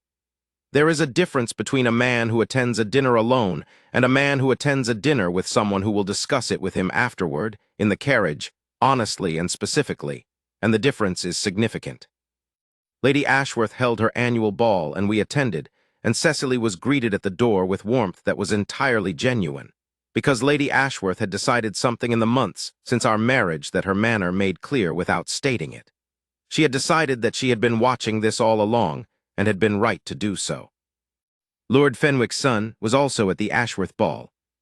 He came to speak with me about 30 minutes in. I had been watching for him, because I had unfinished business with the conversation we'd never had, or rather the conversation that had happened without me, and that I had chosen not to revisit at the time. Ravensthorpe, he said. Fenwick. A pause. He looked, I thought, somewhat improved from the previous year. Some modification had taken place, whether in circumstance or in his own estimation of himself, I wasn't certain. I owe you an apology, he said. I was told what I said and he stopped. It was ungentlemanly, I wanted to say so. I looked at him for a moment. And the Duchess, I said, you might consider saying so to her as well. He colored slightly. Is she? She's near the windows, I said. Talking with Lord Wentworth about his water feature again, I expect. She improved it significantly over the winter. She sent him some proposals based on the Ravensthorpe drainage scheme, and he's been corresponding with her about them ever since. A pause. She'll be glad to speak with you. He went. Cecily received him with the precise quality of attention she brought to everyone, not warm in a performed way, not cool in a pointed way, but genuinely present, which I had come to understand was its own kind of grace. I watched from across the room and saw him speak and saw her listen and then speak. And whatever she said, he laughed, genuinely, and then they talked for perhaps 10 minutes, and when he left he had the expression of a man who had been given something he hadn't known to expect. Lady Cavendish's daughter, the one in yellow who had been kind to Cecily the previous season, had become engaged over the winter, to a gentleman of good family who was, by every account, entirely devoted to her. She came to tell Cecily directly, which was more than the social form required, and they talked for 20 minutes near the refreshment table, and I was not near enough to hear it, but I could see that it was genuine on both sides, which is, in the social world, the less common outcome. Lady Cavendish herself said something to my mother. I was told this the following morning, in the particular way that information arrives. That was not exactly an apology, but was the closest she was likely to come to one, and my mother received it with the grace she brought to all the victories she had won over 34 years of careful patience, which is to say, gracefully, warmly, and with the complete absence of anything that looked like satisfaction even though I knew it was there. 2 years in. 3 years. The school in Thornfield had grown. Miss Croft had a second teacher by the end of the first year, a young man from the next village who had come seeking a position and been interviewed by Cecily and recommended by Miss Croft and hired, again at a slightly higher rate than I had proposed, and again I had not objected. By the third year the school had 32 pupils, which was every child in the village between the ages of 5 and 14, and its reputation had reached the neighboring parishes to the point where the neighboring living's patron had written to ask if Cecily might advise them on establishing something similar. She had written back at considerable length. The drainage was sorted comprehensively by the second winter. The south field was the best-yielding field on the estate by the third year, which Graves reported to me in a letter so long and precise, and quietly proud that I read it 3 times and then showed it to Cecily, who read it and said, "He's a good man, your Graves." Not your steward, your Graves, as if he were something particular rather than a position. "Our Graves," I said. She thought about this. "Our Graves," she agreed. The orchard wall stands. I pass it most mornings on the walk I take before the rest of the house is entirely awake, the walk I have taken for 30 years at Ravensthorpe, the walk my father used to take and that I took up without quite knowing why. And the wall is there in the morning light with the local stone and the mortar that held through January and every January since. And the orchard behind it has had 3 good harvests, and the 4th was poor, and the 5th was better, and the 6th was the best in memory.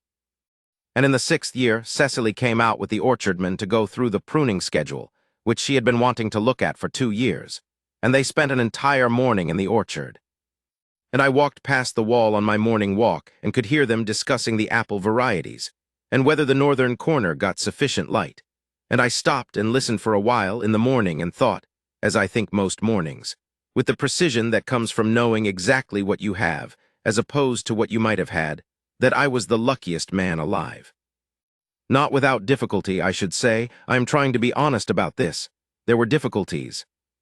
The particular difficulty of being a duke married to a woman who considers herself, in any practical matter, an equal, which she is, and which I would not change, but which requires adjustment on the part of a man who has spent 34 years having his opinions accepted without particular challenge. Cecily did not accept opinions without challenge. She accepted opinions when they were correct and said so, specifically and without flattery, and she did not accept them when they were not correct, and she said that too. We argued about the South Field in the 3rd year when I wanted to try a new variety of wheat, and she thought the soil composition was wrong for it.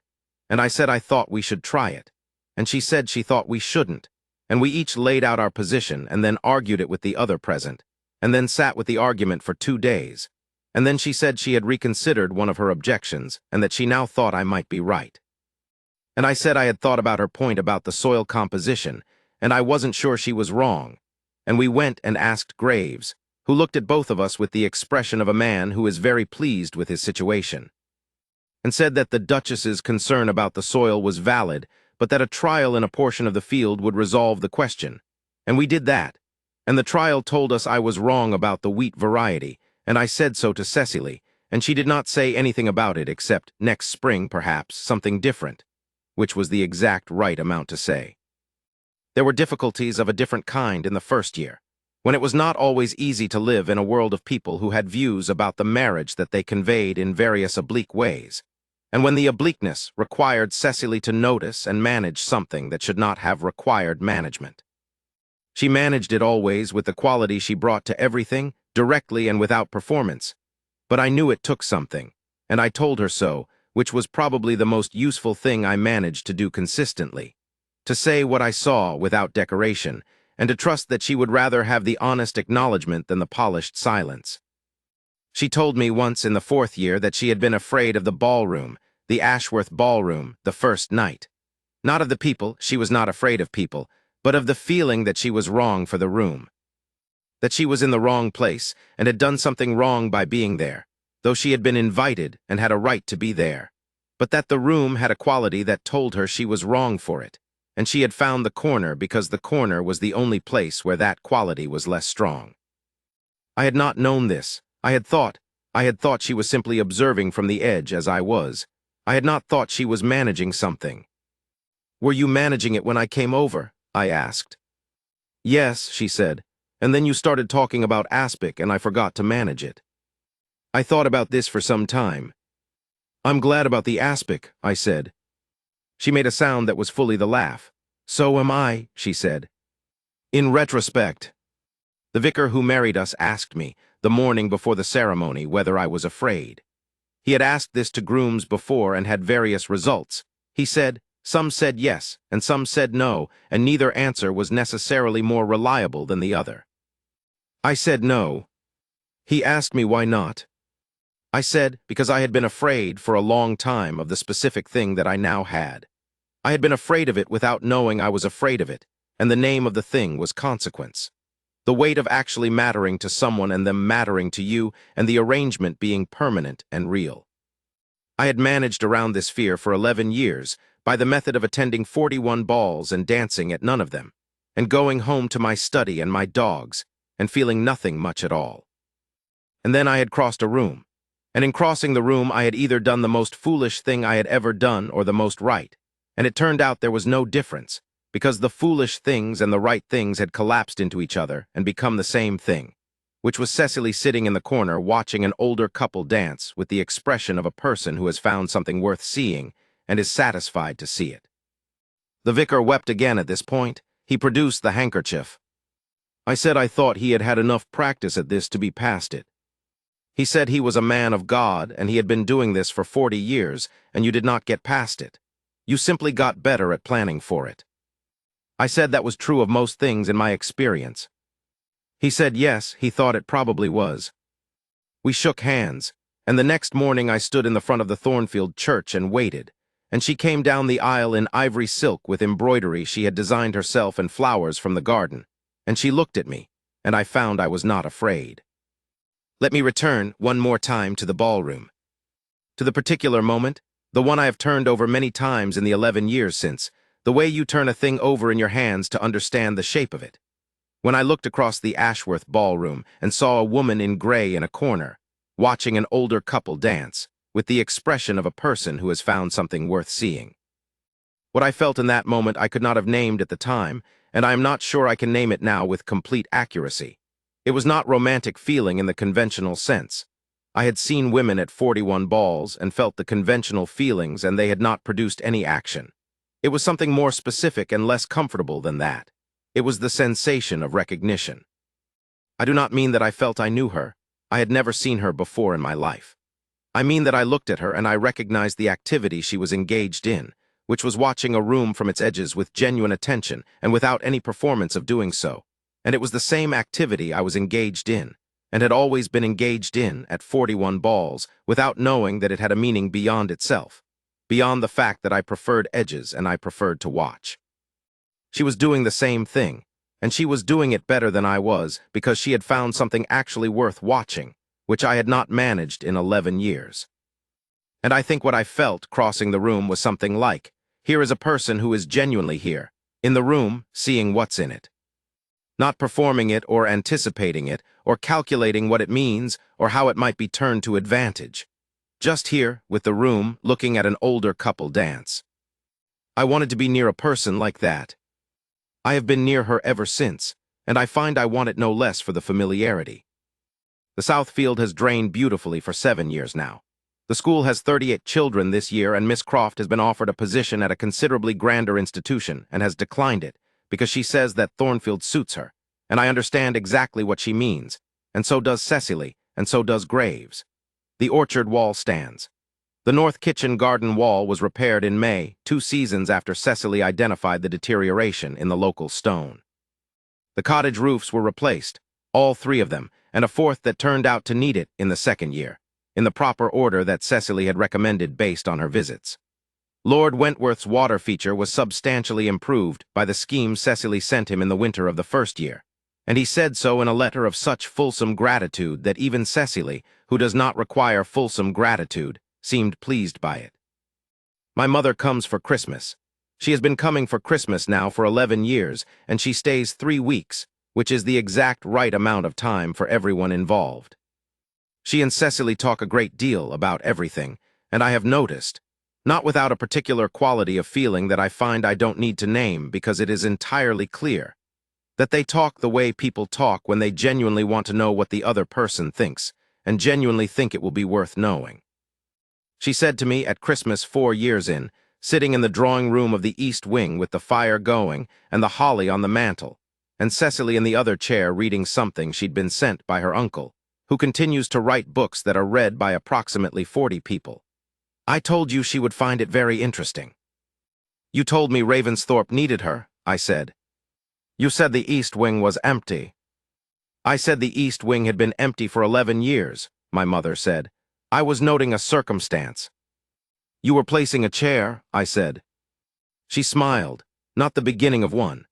The actual, complete thing which she shared with Cecily and which I had apparently been watching the precursor of for my entire life without ever quite seeing it until it arrived. Cecily looked up from her book. What are you talking about? She said. Chairs, my mother said. Chairs, I said. She looked at us both with the clear, attentive, entirely direct regard. Then she went back to her book. All right, she said. If you say so. We sat by the fire in the East Wing of Ravensthorpe Hall, on a winter evening in Devonshire, and the dogs were in front of the hearth and the books were on the side tables, and outside the frost was beginning, and the morning would be its own particular thing, as it always was, And I sat with my hand in my wife's and felt nothing much like a duke and everything much like a man who had crossed a room, once in the right direction. It was, the vicar told me afterward and tells me still when I see him, which is twice a year at least because we have kept him, the most right and foolish thing he had ever heard of. He weeps every time he says it.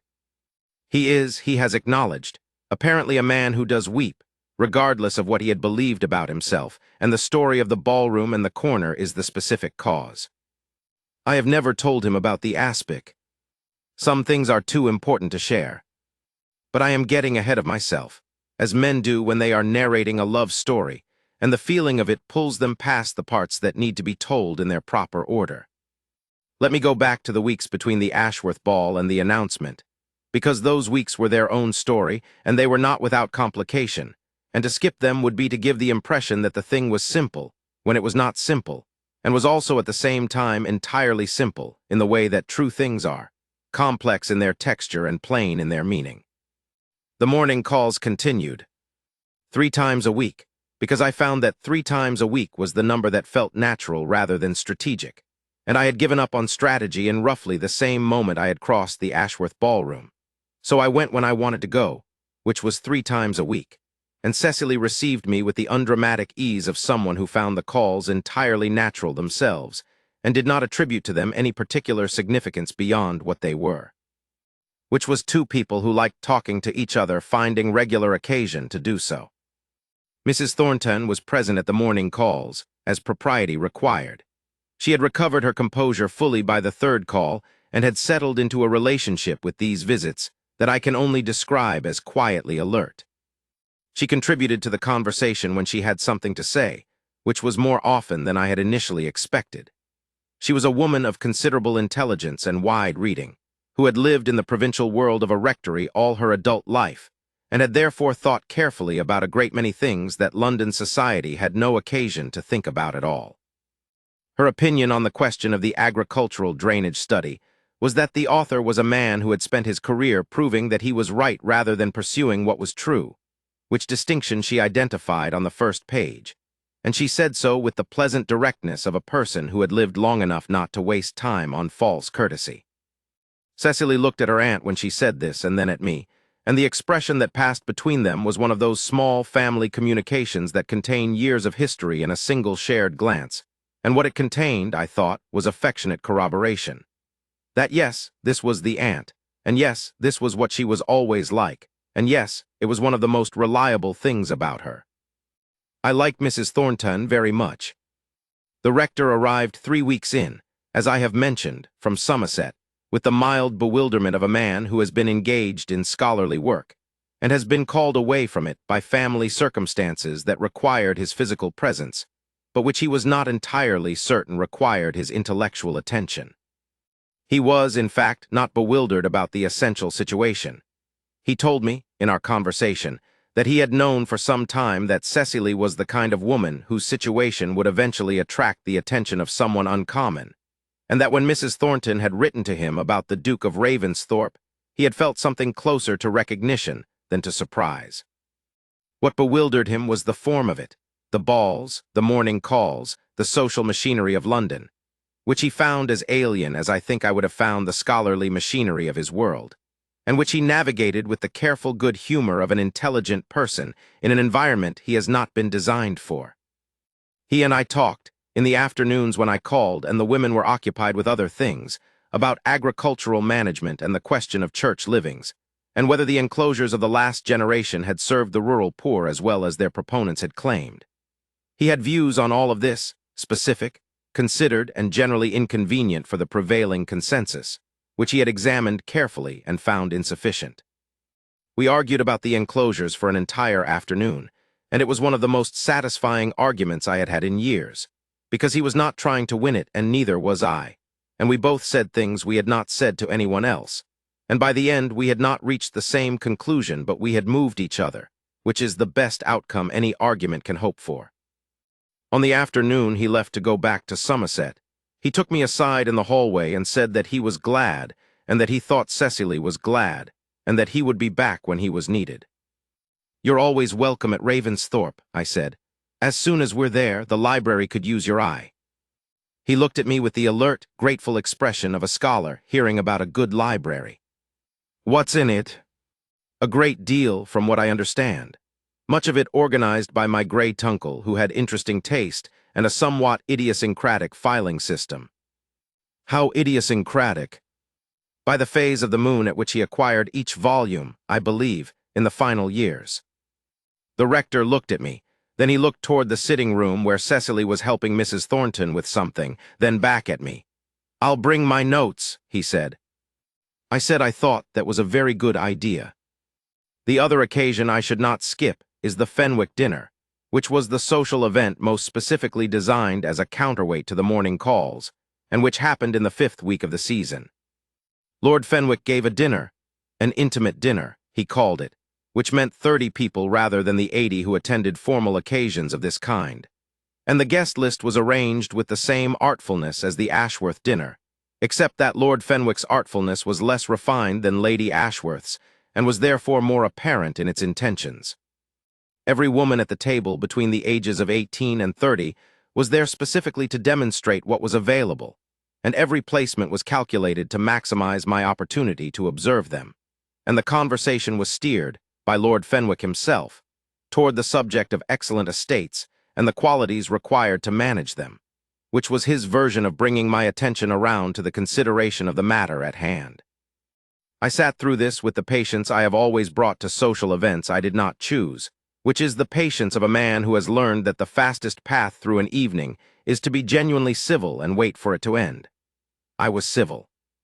I talked about estates and the qualities required to manage them with the precision that the subject deserved, because it was a subject I actually cared about and had spent 11 years thinking carefully about.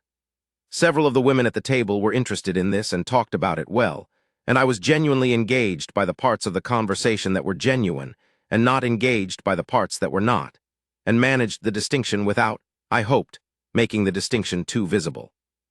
Lord Fenwick's son was at the dinner, at his father's left hand, and I was aware of him watching me through much of the evening with the expression of a man who has a hypothesis and is testing it against the available evidence.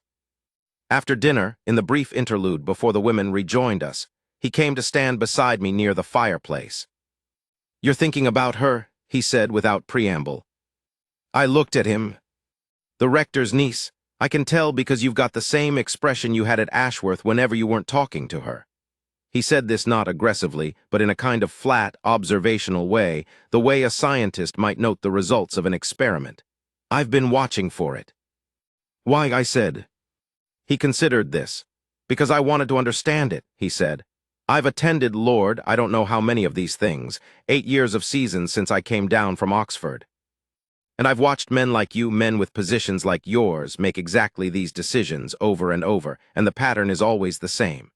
The pattern is suitable and then suitable and then suitable, and the same 10 families' daughters rotating through the same 10 great houses, and everyone perfectly correct about all of it." He paused. "And you crossed a room at Ashworth and the whole pattern wasn't." "It wasn't," I agreed. I said it was 3 weeks at most. He said this with a kind of honesty that I found, despite myself, admirable. "I was wrong. I want you to know I was wrong." "What changed your mind?" He was quiet for a moment. "Wentworth," he said. "She did something with Wentworth at the Ashworth ball that I've been watching Wentworth at social events for 8 years and no one has done. She just talked to him, about something he actually cared about. Without it wasn't performed. She actually wanted to know about the water feature, or at any rate she found it genuinely interesting that he did." He paused again. I realized I had been thinking of her as an absence of something, as what she wasn't rather than what she was. And what she was a person who found the actual things in a room rather than the arranged things. A brief, uncomfortable pause. And then I realized I'd been an ass about it, and that's the situation. I said, "Come and say so to her then, when you have the opportunity." He nodded. "I will," he said, and he did as I have described. There is one more thing I should say about the weeks before the announcement, which is the thing I thought about most carefully in those weeks, and which I have continued to think about since. Power is a strange companion. I had had it for 11 years and had learned, imperfectly but honestly, what it does to the relationships you have with people. It does not prevent friendship or love or genuine connection. I want to say this clearly, because it is sometimes said that it does, that a man in my position cannot be known, and I think this is wrong. But it complicates those things. It puts a particular quality of shadow into every room you enter and every conversation you have, which is the shadow of what you can do and what you represent, and what people need from you or fear from you or want from you.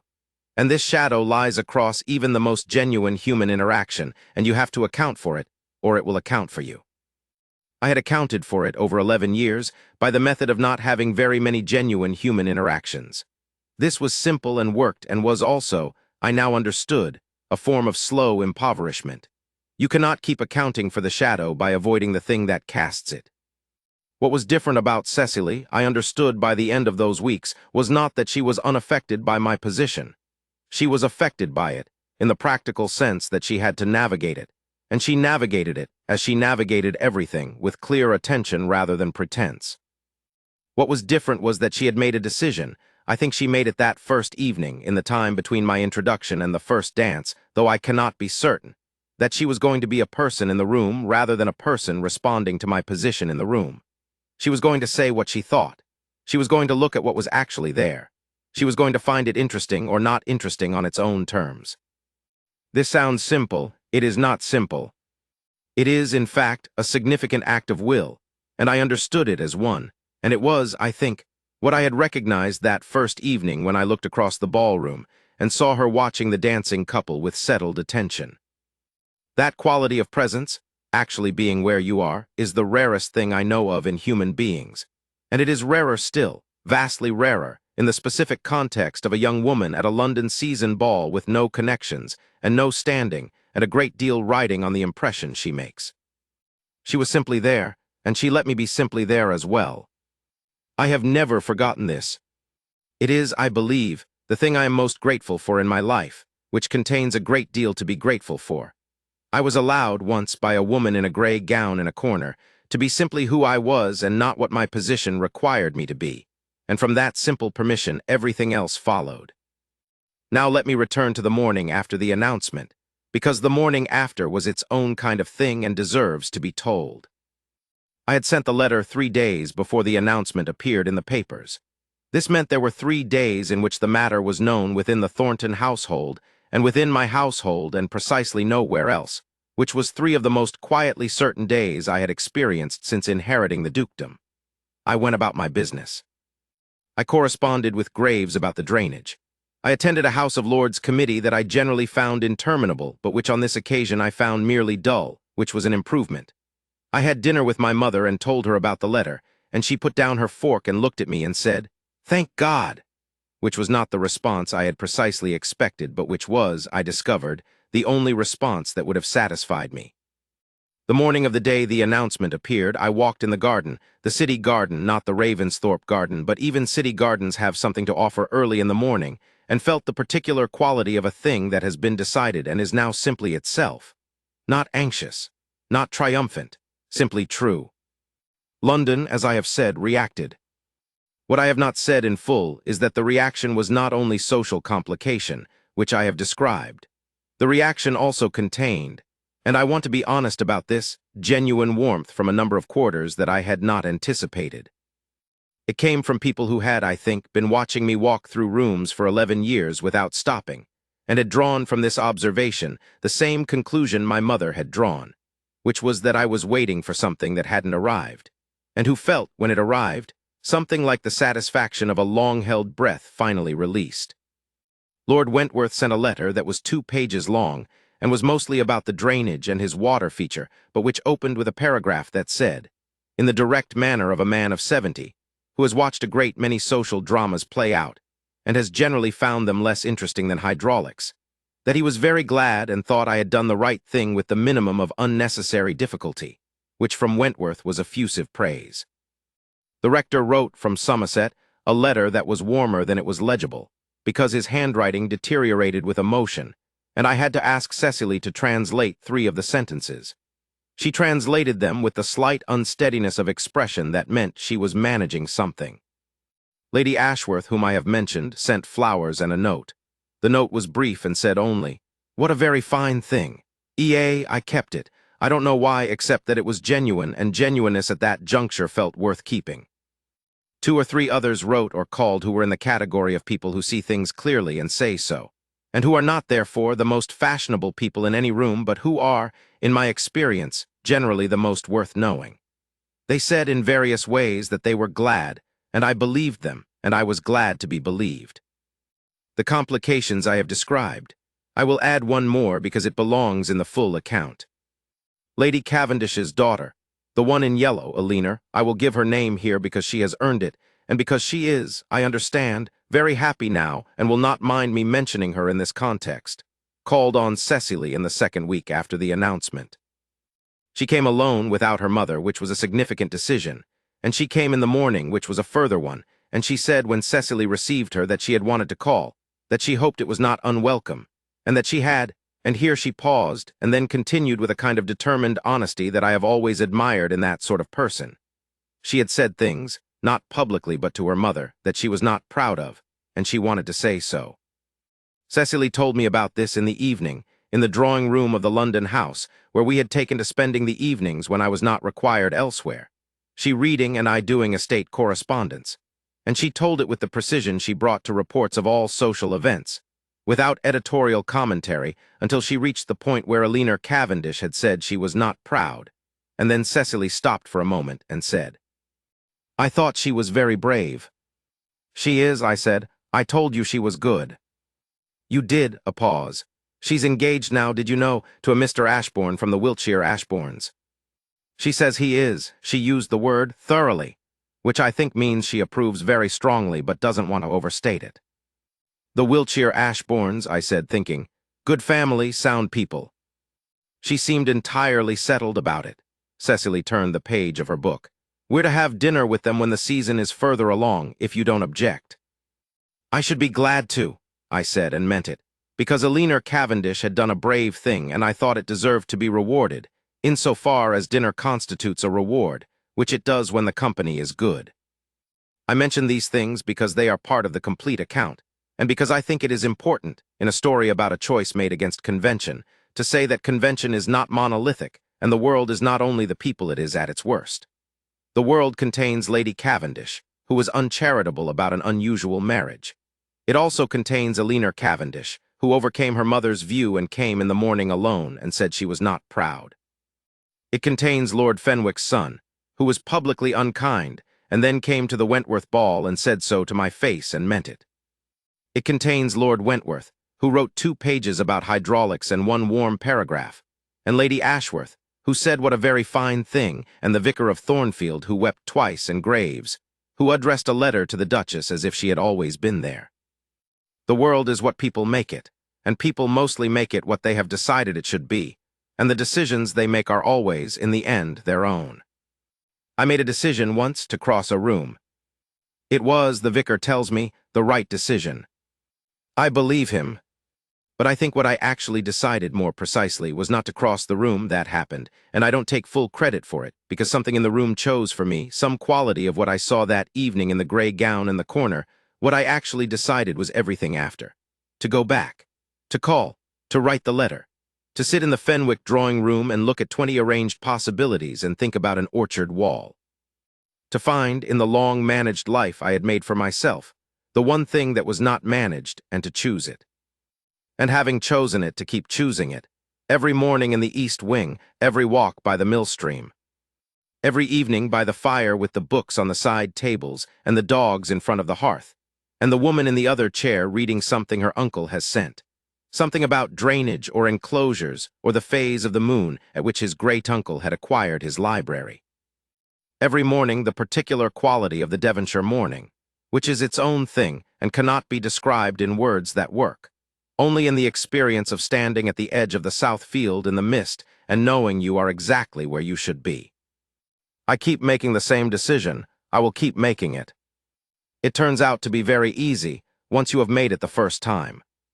The thing I did not know, crossing the Ashworth ballroom, the one piece of information that was not available to me in those 50 feet, was that what I was walking toward was a life.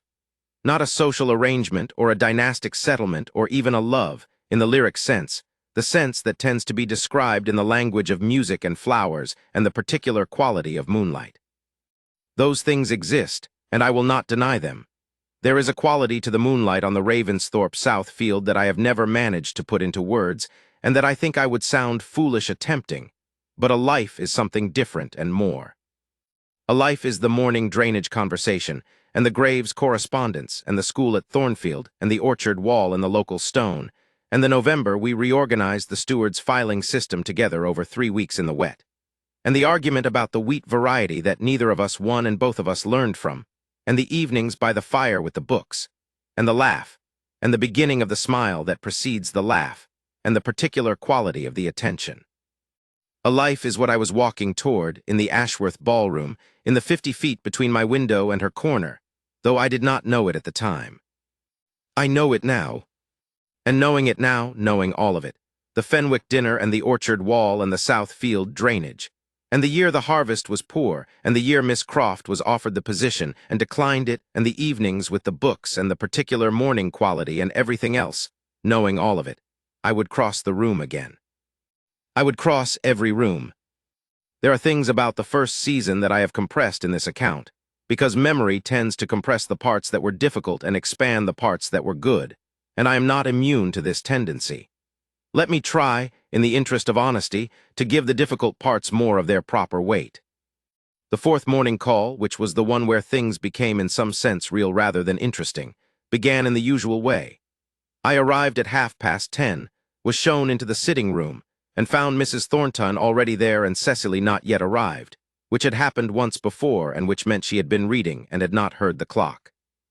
I sat with Mrs. Thornton and we talked about the weather, which had turned cold, and about the difficulty of finding reliable coal merchants in London, which Mrs. Thornton had encountered, and which I was able to address because my steward in London had an arrangement with a reliable merchant, and I gave her the man's name. And we were in the middle of this useful practical conversation when Mrs. Thornton stopped very suddenly and said, "Your Grace, I must ask you something." I looked at her. "I must ask you," she said, with the directness of a woman who has decided to say the thing and is going to say it, "what you intend." "By the calls," I said. "By all of it," she said. "The calls, the dances, the all of it." "I must ask you plainly because Cecily will not ask you because she does not." A pause in which she reorganized something. "She does not set a great deal of store by outcomes," she said. "She lives very much in the present of a thing. She finds it interesting and she is very engaged, and I need to know whether that is going to cost her something." I considered Mrs. Thornton for a moment. She was a woman of genuine courage, which it takes courage to say plainly what you are afraid of in front of a duke you have known for 3 weeks. She was also entirely right to ask. "I intend," I said, "to ask permission to address Miss Marsh. I am waiting only until I am certain that what I intend to offer is what I actually feel, and not what the situation of the moment has produced. I believe I am certain. I expect to be more certain within the fortnight." Mrs. Thornton looked at me steadily for a long moment. "And if she refuses," she said. "Then I will respect that," I said, "and withdraw." Another long look. "She might, you know," she said.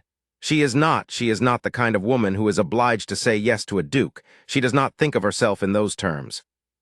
"I know," I said. "That is partly why I intend to ask." Mrs. Thornton considered this for quite some time. Then she said, "All right," and there was something in it, not a decision exactly, but a relaxation of something held tight, and I thought that she was, underneath all the practical good sense and the careful protective watchfulness, rather fond of the situation and had been since the beginning, and had been managing the fondness at the same time as the concern, which is an exhausting combination, and which she had been carrying with considerable grace. Cecily appeared at the doorway, book in hand, slightly wind-blown from having had the window open too long. "Forgive me," she said. "The time, good morning, Your Grace." "Good morning," I said. Mrs. Thornton excused herself to consult with the cook, and Cecily sat down and looked at me with a considering expression and said, "She asked you something." "Yes." "And you answered it." "Yes." She thought about this. Was the answer good? "I believe so," I said. She seemed satisfied. "She worries about me?" Cecily said, without particular emotion. It was simply a fact, as true and unremarkable as the fact about agricultural drainage. She worries because she thinks I don't worry about myself sufficiently. And do you, I said, worry about yourself sufficiently? She considered. I think I worry about the right things, she said. I worry whether what I'm doing is honest. I worry whether I'm being useful. I worry whether I'm seeing what's actually there rather than what I want to see. A pause. I don't worry very much about outcomes. Outcomes are generally what they are. What do you see here? I said. It was more direct than I generally allowed myself to be, which was a quality of these mornings. They had a directness that emerged naturally, and that I found each time that I wanted to sustain rather than retreat from. She looked at me for a long moment. I see a man who crosses rooms when he has a reason to, she said, and who finds a great many things interesting that people of his position are generally expected to find tedious, and who goes home and thinks about an orchard wall when he's at dinners where he's supposed to be thinking about other things. She paused. I find that interesting, she said, with a small precision that was either careful or simply honest, and I was no longer sure there was a difference with her. What do you find most interesting about it? I said. The consistency, she said. Most people's exterior and what's actually there are rather different. Yours seems to be one thing. I thought about this. I have been accused of being difficult, I said. Probably, she agreed. Consistent and difficult are often the same thing from the outside. She looked at the window.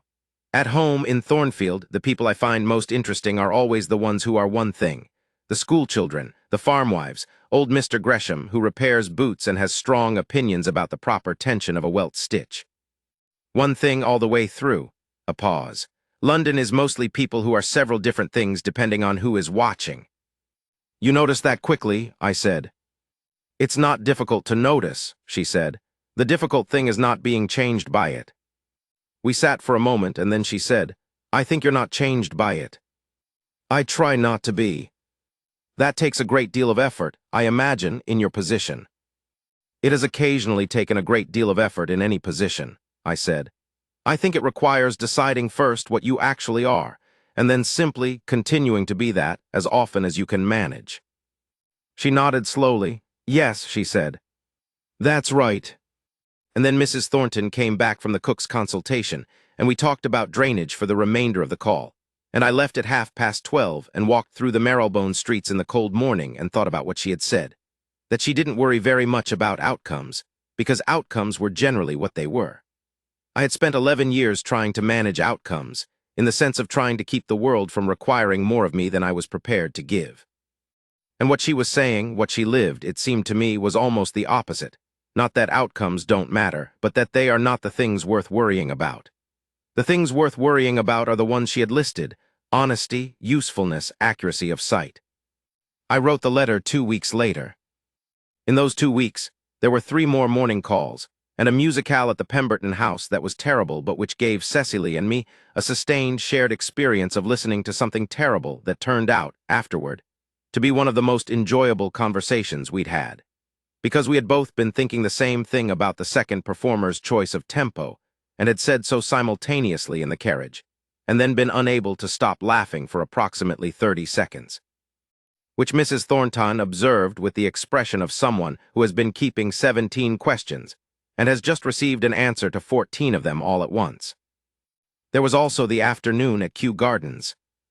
My mother had suggested Kew, and Mrs. Thornton had been enthusiastic, and I had arranged a carriage for a Wednesday afternoon when the weather turned mild, and we spent 3 hours in the gardens. My mother and Mrs. Thornton taking the main paths, and Cecily and I somewhat consistently finding ourselves on the less traveled paths, which was not managed on either of our parts but which kept happening. And which I mention only because the Kew afternoon was the first time I walked with Cecily at any length, rather than beside her at a social event, and walking with someone at length is a different thing from standing beside them. She walked the way she sat and the way she danced, with a settled, present attention looking at what was there.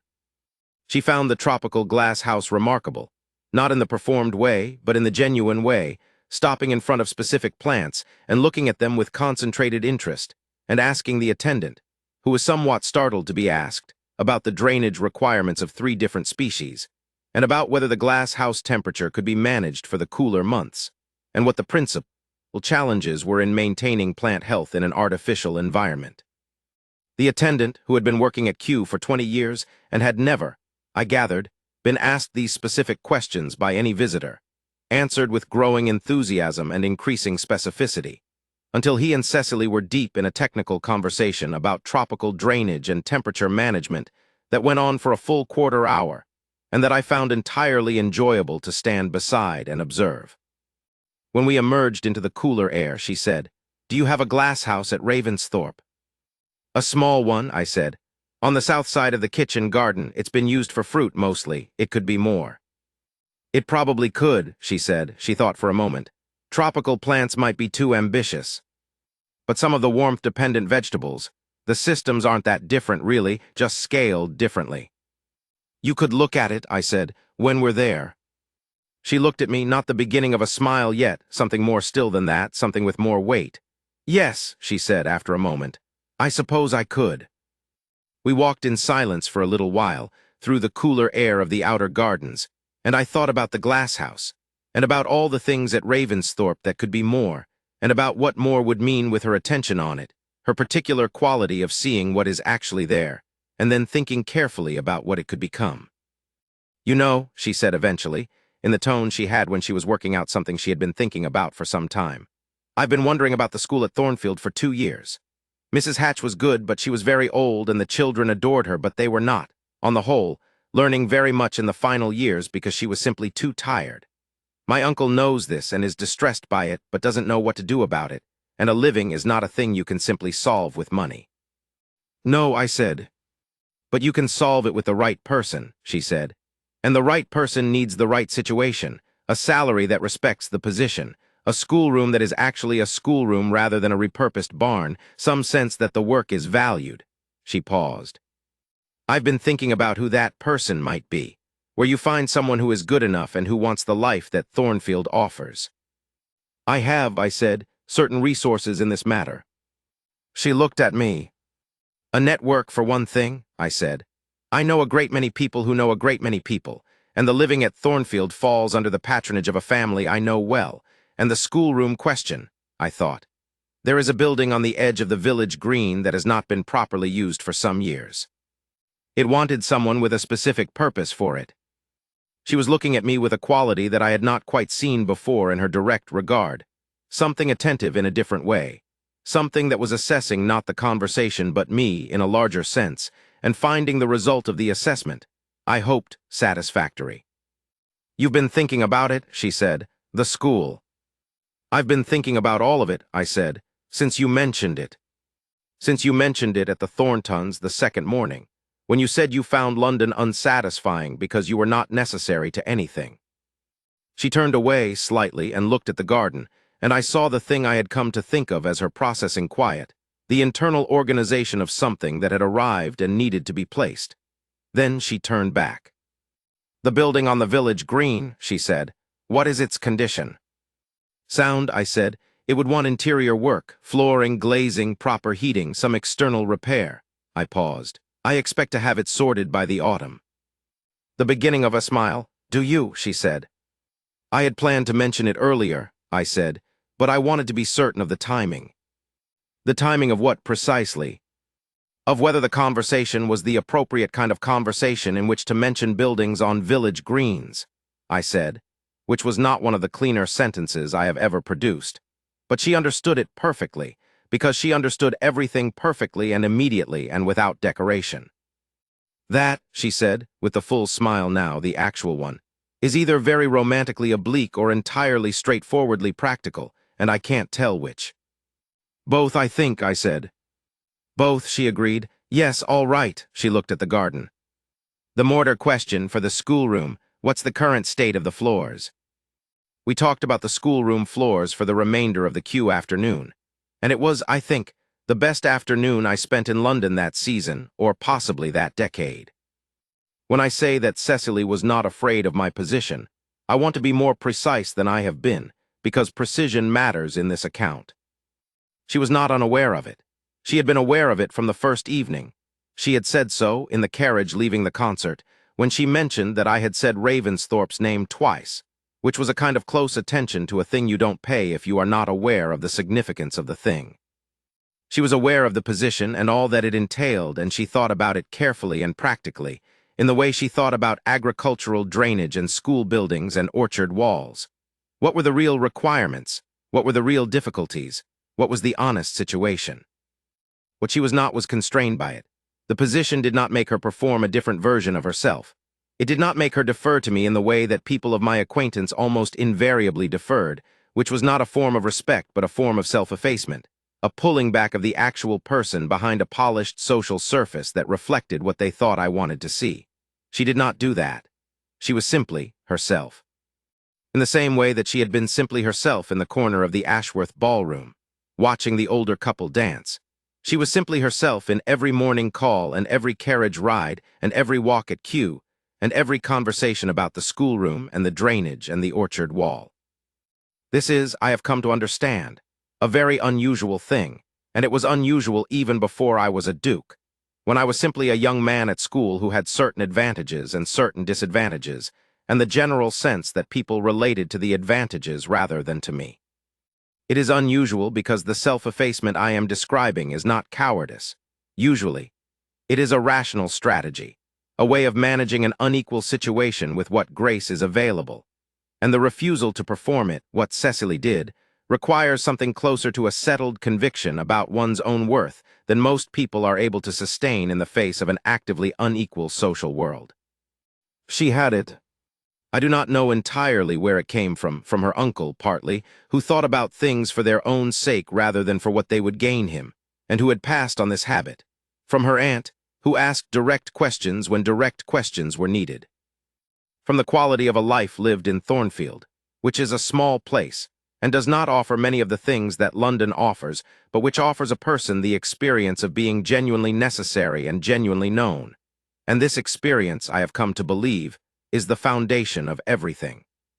But wherever it came from, she had it, and it was, in the end, the thing I fell in love with, though fell in love with is not quite the right phrase, because it implies a falling, an involuntary descent, when what I actually did was walk toward it deliberately across a room and kept walking toward it every morning for the rest of my life.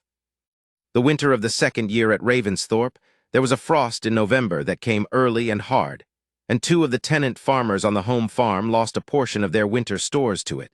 Not catastrophically, not in a way that put families in real danger, but in a way that left 2 households short in a manner that would compound across the winter months. I knew about it by the 3rd day of the frost, because Graves had written, and I wrote back that we would sort it out, which was the practical answer. What I did not know was that Cecily had also heard about it, from Mrs. Hartley, who had heard it from the housemaid who had a sister married to one of the affected farmers, and had been to both households before I had finished my letter to Graves. She told me at dinner, in the matter-of-fact way she told me things she had done. I took provisions, she said. What was in the larder that could be spared without difficulty? Mrs. Hartley helped me work out what was appropriate. And how were the families? I said. Managing, she said. One of them is managing better than the other. The Harkers have a larger extended family and more resources to draw on. The Carters are more isolated. I think the Carters want watching through January. I looked at her. I'll go back next week, she said, and probably the week after. By February I think they'll be through it. She ate. The eldest Carter child, James, he's 7, is very bright. He's in Miss Croft's school now, but he ought to be thinking ahead. Have you made any provision for schooling beyond the village level for children who show particular promise? Not formally, I said. My predecessor did not. Something to think about, she said. Not immediately. But there are 2 or 3 in the school this year who would benefit from more than the village school can offer. And if we don't think about the pathway now, we'll lose them in 3 years. We talked about this for the remainder of dinner, and I realized, halfway through, that I had not once in 11 years had this conversation with anyone at this table, because there had been no one at this table to have it with, and the absence of it had been a kind of slow leaking away of something important, though I had not known to name it as that until now. What did you do with the pathway yourself? I said. In Thornfield, when you were James Carter's age. She thought I was luckier than most, she said. My uncle had a library. He let me read whatever I wanted, which was not always wise. I read his agricultural drainage study at 10, which was 5 years before I understood it, but it meant I had access to the ideas at least. And he talked with me. He talked with me about what I read from the time I was old enough to say anything coherent back. A pause. I sometimes think that's the whole of it, really. Someone who takes what you think seriously early enough. That's the whole education. Miss Croft takes them seriously, I said. She does, Cecily agreed. That's why she was right for the school. She's not going through the forms. She actually wants them to think. She wants them to think. I turned this over afterward, in the private quiet of the evening when she was reading, and I was not reading, but was holding a book and considering the 7 years of Ravensthorpe I had ahead of me, ahead of us, and the things in them that I had thought about alone and was no longer thinking about alone, and the difference that made, which was the difference between a very large house and a home. I have been imprecise in my account of the wedding itself, and I want to remedy that. The ceremony was at 10 in the morning, which is the time the rector preferred, because he said it was the only hour of the day when the world was quiet enough to hear what was being said properly. The September morning was clear and cold, the particular cold of English autumn that is not yet winter but has given up on summer entirely. The church smelled of stone and candle wax, and the chrysanthemums that Mrs. Thornton had arranged the day before in a state of pleasurable agitation, moving them 3 times before she was satisfied. There were perhaps 60 people in the church. My mother, the Thornton family in the front rose on one side, the estate staff who had made the journey from Ravensthorpe, Graves, Mrs. Hartley, and 5 others, in the back rows on the other side, which Mrs. Hartley had organized with her characteristic exactness. A small number of friends on both sides who had been invited because they were genuine rather than because they were important. Lord Wentworth was there, which had surprised me. He had writ to say he would come if it was not an imposition, and I had written back that it was the opposite, and he had come, and was sitting in the 3rd row with the expression of a man who has made a long journey because the thing justified it. Cecily came in on her uncle's arm, which I have described. What I have not described is the walk itself, the 40 feet from the church door to the front, because I watched it and it was not a performance of the thing, it was simply the thing. She walked with that particular quality of settled presence, in the ivory silk with the embroidered border, with her uncle at her side and the flowers from the Thornfield garden in her hands. And she did not look at the congregation. She did not look at the flowers. She did not look at the building or the candles or any of the things there were to look at. And then she was close enough that I could see her face clearly, and she was looking at me with the attention she brought to everything. And the expression on her face was the one I had seen from across the Ashworth ballroom when she watched the older couple dance. The settled, particular, entirely own attention of a person who has found what she is looking for and is simply present with it. The rector wept at the point where the vows were complete and the ring was on her finger. He had warned himself this would happen and had had the handkerchief and deployed it in what was, under the circumstances, a dignified and rapid manner. He then continued with the ceremony in a voice that was slightly thicker than usual but entirely composed, which I thought was one of the finer performances of the morning. My mother in the front row did not weep. She looked at me through the ceremony with the expression I had first seen in the carriage on the night of the Ashworth ball, the one I had initially thought was relief or astonishment, and which I understood now was what it had always been, which was a mother watching her son be properly himself for the first time, and feeling, for this reason, that the thing she had been waiting for had arrived. After the ceremony in the churchyard, where the morning had warmed slightly and the light was coming through the yew trees in long, slanted lines, I stood with Cecily while the guests arranged themselves around us, and the rector recovered his composure by examining a particularly fine headstone, and she said, very quietly, so that only I could hear, "The orchard wall question." "Yes," I said. "I've been thinking about the foundation," she said. "In the section that came down first, I think the ground may have been improperly drained before the original build, which would mean the problem is not simply the wall." "You've been thinking about this today," I said. "I was thinking about it during the second hymn," she said. "The hymn was quite long." "It was," I agreed. "The rector is fond of that particular hymn. He has a tendency to prolong it." She looked at the churchyard. "If I'm right about the foundation, the repair will need to be more extensive than we planned. But the good news is that the repair would also address the drainage problem in the east section of the kitchen garden, because it's the same system." "Two problems, one solution," I said. "Possibly," she said. I won't know until I look properly. Can we look properly in the first week?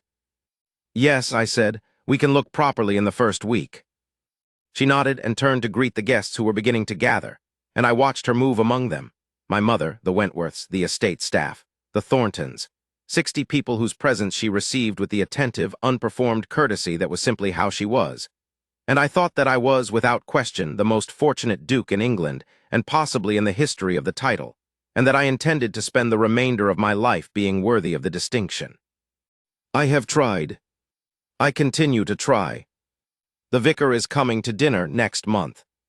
He is writing something, a pamphlet about something, and wants the use of my library for a fortnight to consult my great-uncle's collection, which Cecily and I organized 3 summers ago with the rector's help into a system that is still idiosyncratic, but is at least consistently idiosyncratic, which the vicar approved of when he heard the description. He will weep at dinner, I expect. He always does at some point in the evening, when he remembers the ballroom story, or simply finds himself in the east wing with the fire going, and the books, and the dogs, and the 2 of us at our respective corners of the room. And it strikes him again as the most right and foolish thing, and he reaches for the handkerchief that he has been carrying in his left waistcoat pocket ever since the second wedding, because he has made his peace with the fact that he is apparently a weeping sort of man. We always pretend not to notice. Some things are too important to remark upon. The aspic, for instance, and the weeping, and the quality of the Ravensthorpe morning, and the particular expression on my wife's face when she looks at something and finds it exactly what she thought it would be. The south field after the drainage, the schoolroom on the village green with the new glazing in, the orchard in the good harvest year, the east wing in the winter evenings, the particular 50 feet of the Ashworth ballroom, and the expression that is the beginning of a smile, which is the moment before the thing itself arrives, which is itself its own specific treasure. All of these things are too important to remark upon. I remark upon them here once in this account, and then I close the book. I have said I would close the book, and I will, but I find there are things I left out of the account that belong in it, and I am not yet done with the telling. Let me go back to the season, to the weeks between the announcement and the September wedding, because those weeks had a texture that I have not given properly. When the announcement appeared in the papers, I was at my desk at 7 in the morning. I'm always at my desk at 7. There is a particular quality to the London morning early, before the city's daytime noise, in the hour when the milk carts are still the predominant sound in the street, that I have always found useful for thinking, and I had been using it for 11 years to think about estate matters and parliamentary affairs and the endless correspondence of a dukedom. On this particular morning, I sat at my desk and looked at the announcement, which I had approved the text of, in the way you approve texts you didn't write, and felt a quality of settled certainty that was completely distinct from anything I had felt while sitting at that desk before.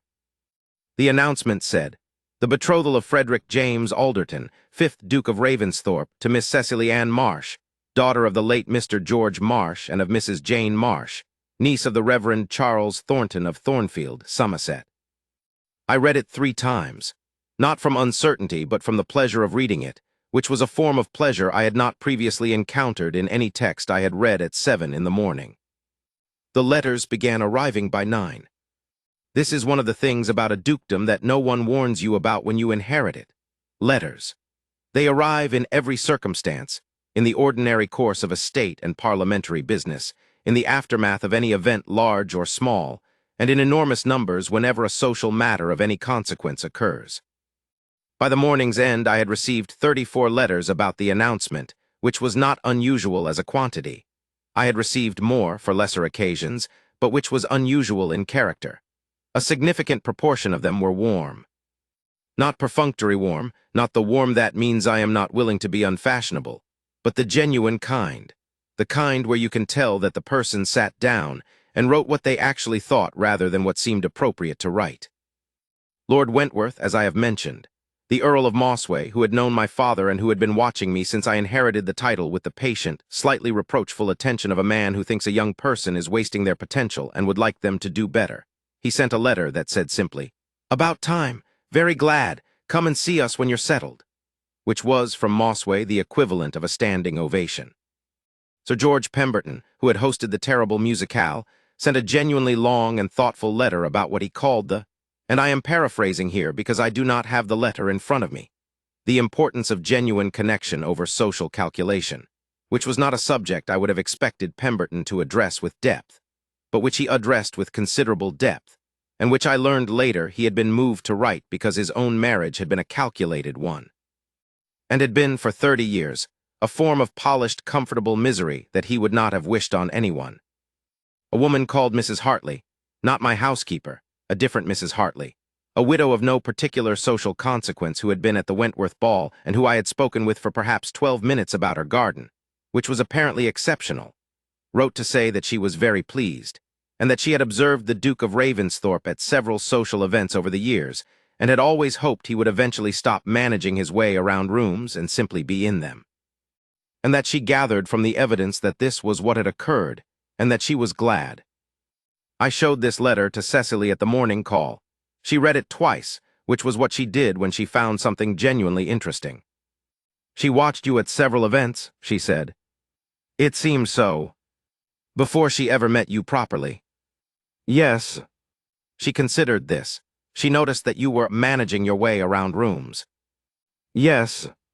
And I was watching the dancing couple, she said. She was watching you. She put the letter down. You were surrounded by people watching you and they saw something different from what they were supposed to see. That's interesting. What do you mean? She saw the management, not the Duke. You were the management was visible to her, she thought. Most people, when they watched you come into a room, saw the position, the significance of you entering. She saw the effort of it, the fact that it took something. A pause. That's a different quality of attention. It is, I agreed. It's rather like watching an older couple dance, instead of watching the season's most important bachelor. She looked at me, not the beginning of a smile, something quieter than that. We were both watching the wrong things, she said, in the right way. I thought about this for a long time after that morning call. We were both watching the wrong things in the right way. She watching a dancing couple nobody else was watching. I watching a woman in gray in a corner that nobody else was watching. The room was full of things it expected us to watch, and we had both found something else worth looking at. And then we had, improbably and with the specific good fortune that I did not feel I had earned, and which I have spent considerable effort trying to be worthy of, found each other watching. Mrs. Hartley, the widow, not my housekeeper, was at the Wentworth musicale that summer, which was a better musicale than the Pemberton one by some distance. And Cecily met her there, and they talked for the better part of an hour about the garden, which was indeed exceptional, and also about the question of what you could reasonably grow on a south-facing London terrace when the light was filtered by the neighboring buildings 6 months of the year. I sat through the better musicale and thought about the orchard wall, and listened to the music, and watched Cecily talk with Mrs. Hartley with the combined satisfaction of a man who is where he wants to be, and is watching someone he loves be entirely themselves. The courtship, if I am to use the word, which does not quite capture what it was but which is the available word, had an unusual quality that I want to record accurately. It was, from both sides, almost entirely free of uncertainty. Not free of difficulty, as I have said. There were complications, and the social world was not wholly benign, and there were moments that required managing. But uncertainty, in the internal sense, uncertainty about what we each felt and what we each intended, was largely absent. We were both people who thought carefully about what was true, and what was true was clear to each of us relatively early, and the weeks of morning calls and dances and cue and the musicales were not the weeks of deciding, but the weeks of living a thing that had already been decided. This is not, I understand, the common experience of courtship.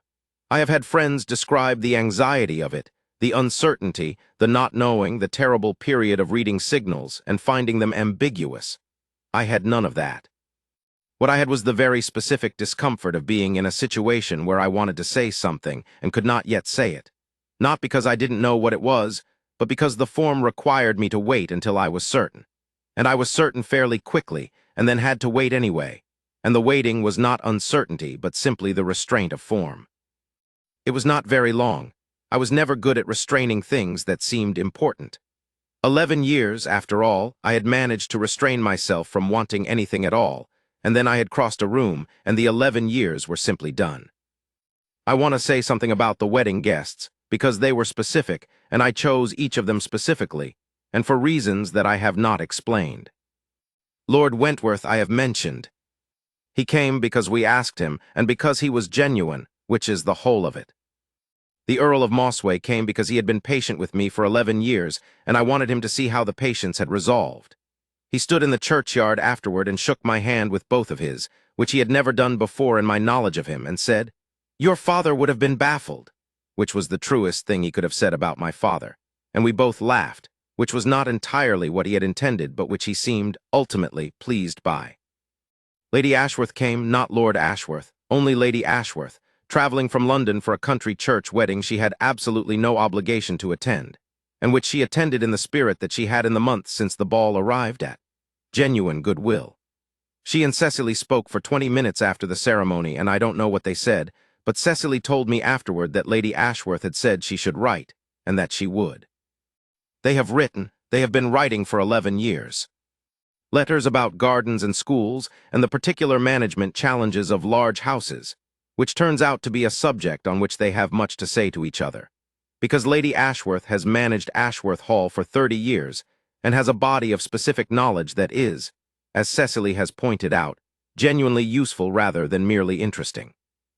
The estate staff who came, Graves, Mrs. Hartley, and 5 others, came because I had asked them, and because I had asked them because it had seemed, when I thought about what Ravensthorpe was and what this day was, that the people who kept Ravensthorpe what it was were part of the answer.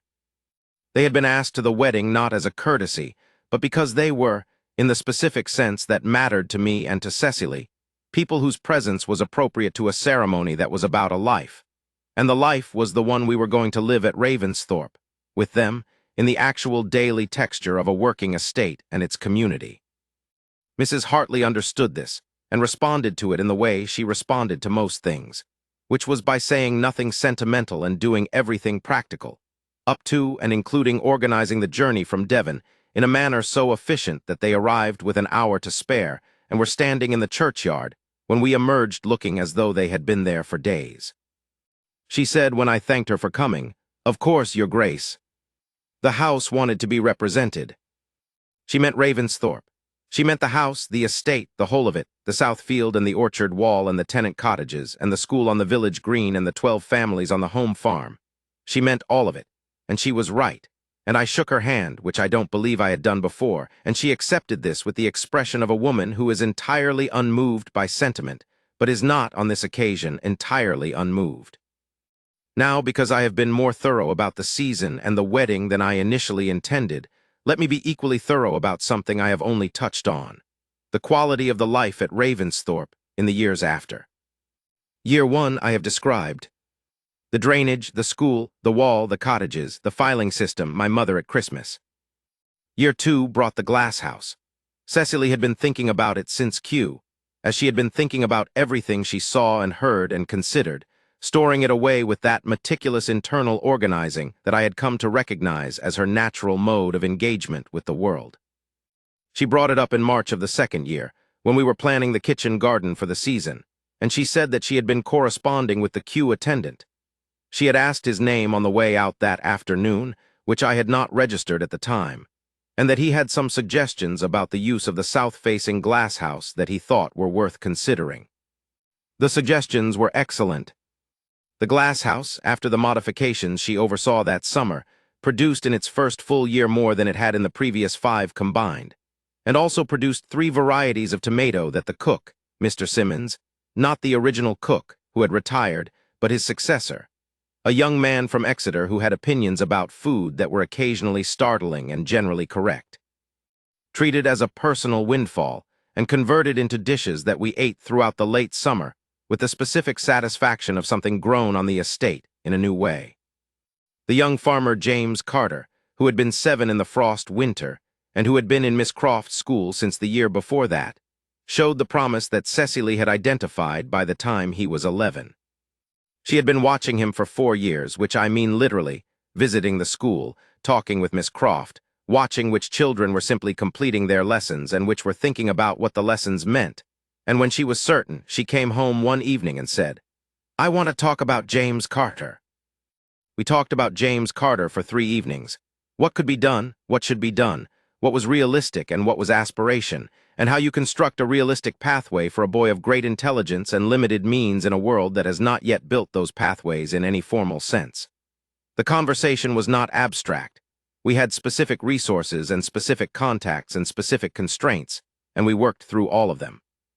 What resulted was not a grand scheme, but a series of practical steps, each of which Cecily and I and Graves and Miss Croft were all involved in some degree, and which over the following 4 years produced a young man who was prepared, when the time came, to make use of the opportunities that the world did actually offer, if you could find them and connect them to the right person. He is 23 now. He has been working for 2 years with an agricultural surveyor in Exeter, doing exactly the kind of work that his intelligence and his knowledge of land management make him suited for. And he writes to Cecily twice a year, letters that she reads with the expression she gets when something has gone exactly as she hoped rather than approximately. This is not an unusual story at Ravensthorpe now. It has happened 3 times in 11 years. Children, young people, people who needed a specific kind of attention at a specific moment, who received it from Cecily with the same quality of particular, unglamorous, sustained care that she brought to the orchard wall and the filing system and the question of the Southfield gradient. None of these stories are dramatic. They do not have the shape of dramatic stories. They have the shape of a life that has been paid attention to, carefully and consistently, over a long time. I have lived alongside this for 11 years, and I find, each time I see it happen, that it is the most interesting thing in the world, which is the vocabulary I have borrowed from her, and which I find more accurate than anything I had available before. In the 5th year of our marriage, I was asked to stand for Parliament, not the House of Lords, which I already sit in as a matter of right, but an additional appointment to a select committee on agricultural development, which was a significant commitment of time and required several months in London away from Ravensthorpe each year. I discussed it with Cecily before agreeing, which I did as a matter of course, not as a formality. She thought about it and said she thought I should accept, and when I asked why, she said, because the committee needed someone who actually cared about agricultural development rather than someone who cared about being seen to be involved with it, and because the evidence suggested I was likely to be one of the former and not the latter, and because if the work was going to matter, it needed that, and because she could manage what she needed to manage from Ravensthorpe while I was in London, and because Lord Wentworth would enjoy having someone who knew what a drainage scheme was to talk to in the Lords. I accepted. The committee work has been, in the years since, among the most satisfying work I have done outside of Ravensthorpe itself, because it is the same kind of work at a different scale. Finding what is actually there, thinking carefully about what it could become, and doing the unglamorous daily work of making it so. Cecily comes to London for portions of the parliamentary season. She has her own connections there now, Lady Ashworth, Mrs. Hartley the widow, Lord Wentworth and his wife. Several others she has accumulated over the years in the way that she accumulates things. Not deliberately, but because she is interested, and interest generates connection, and genuine connection generates friendship, and Cecily has more genuine friends than anyone I know. Not the most in the social sense. She is not a person who accumulates acquaintances with any efficiency, but in the specific sense of people who actually know her and feel known by her and would do significant things for her if she asked, which she rarely does. She did ask once in the 3rd year. There was a question about the living at Thornfield. The rector's health had been poor, and the question of the succession to the living was not settled, and there was a possibility that the patronage might pass to someone who would not maintain the school or the village conditions that the rector had maintained. And this was a situation that Cecily identified 6 months before it became urgent and dealt with methodically, calling on every connection she had and making the case, factually and persistently. For a particular solution, I helped where I could help, she directed where direction was needed. The matter was resolved in the way she had wanted it resolved, and the rector, who was told of this afterward, wept, which was by this point his standard response to all significant events in Cecily's life, and which she had long since stopped finding disconcerting. I have been a duke for 22 years now, 11 of them with Cecily. The difference between the 2 halves of that span is not something I can describe in a single sentence, but I will try. The first 11 years I was managing a very large house from the inside, and the second 11 I have been living in one. The house is the same. I am, I think, substantially the same. I have the same character, the same preferences, the same tendency to stand at the edges of rooms and watch them rather than perform my way through them. But the quality of the thing, the daily texture of it, the meaning that accumulates in it, is entirely different. A house managed well from the inside is a successful organization. A house lived in is a place where the morning has a particular quality, and the fire in the evening means something, and the conversation at dinner is a real conversation, and the walk by the millstream is never quite the same twice. The difference is her. The difference has always been her.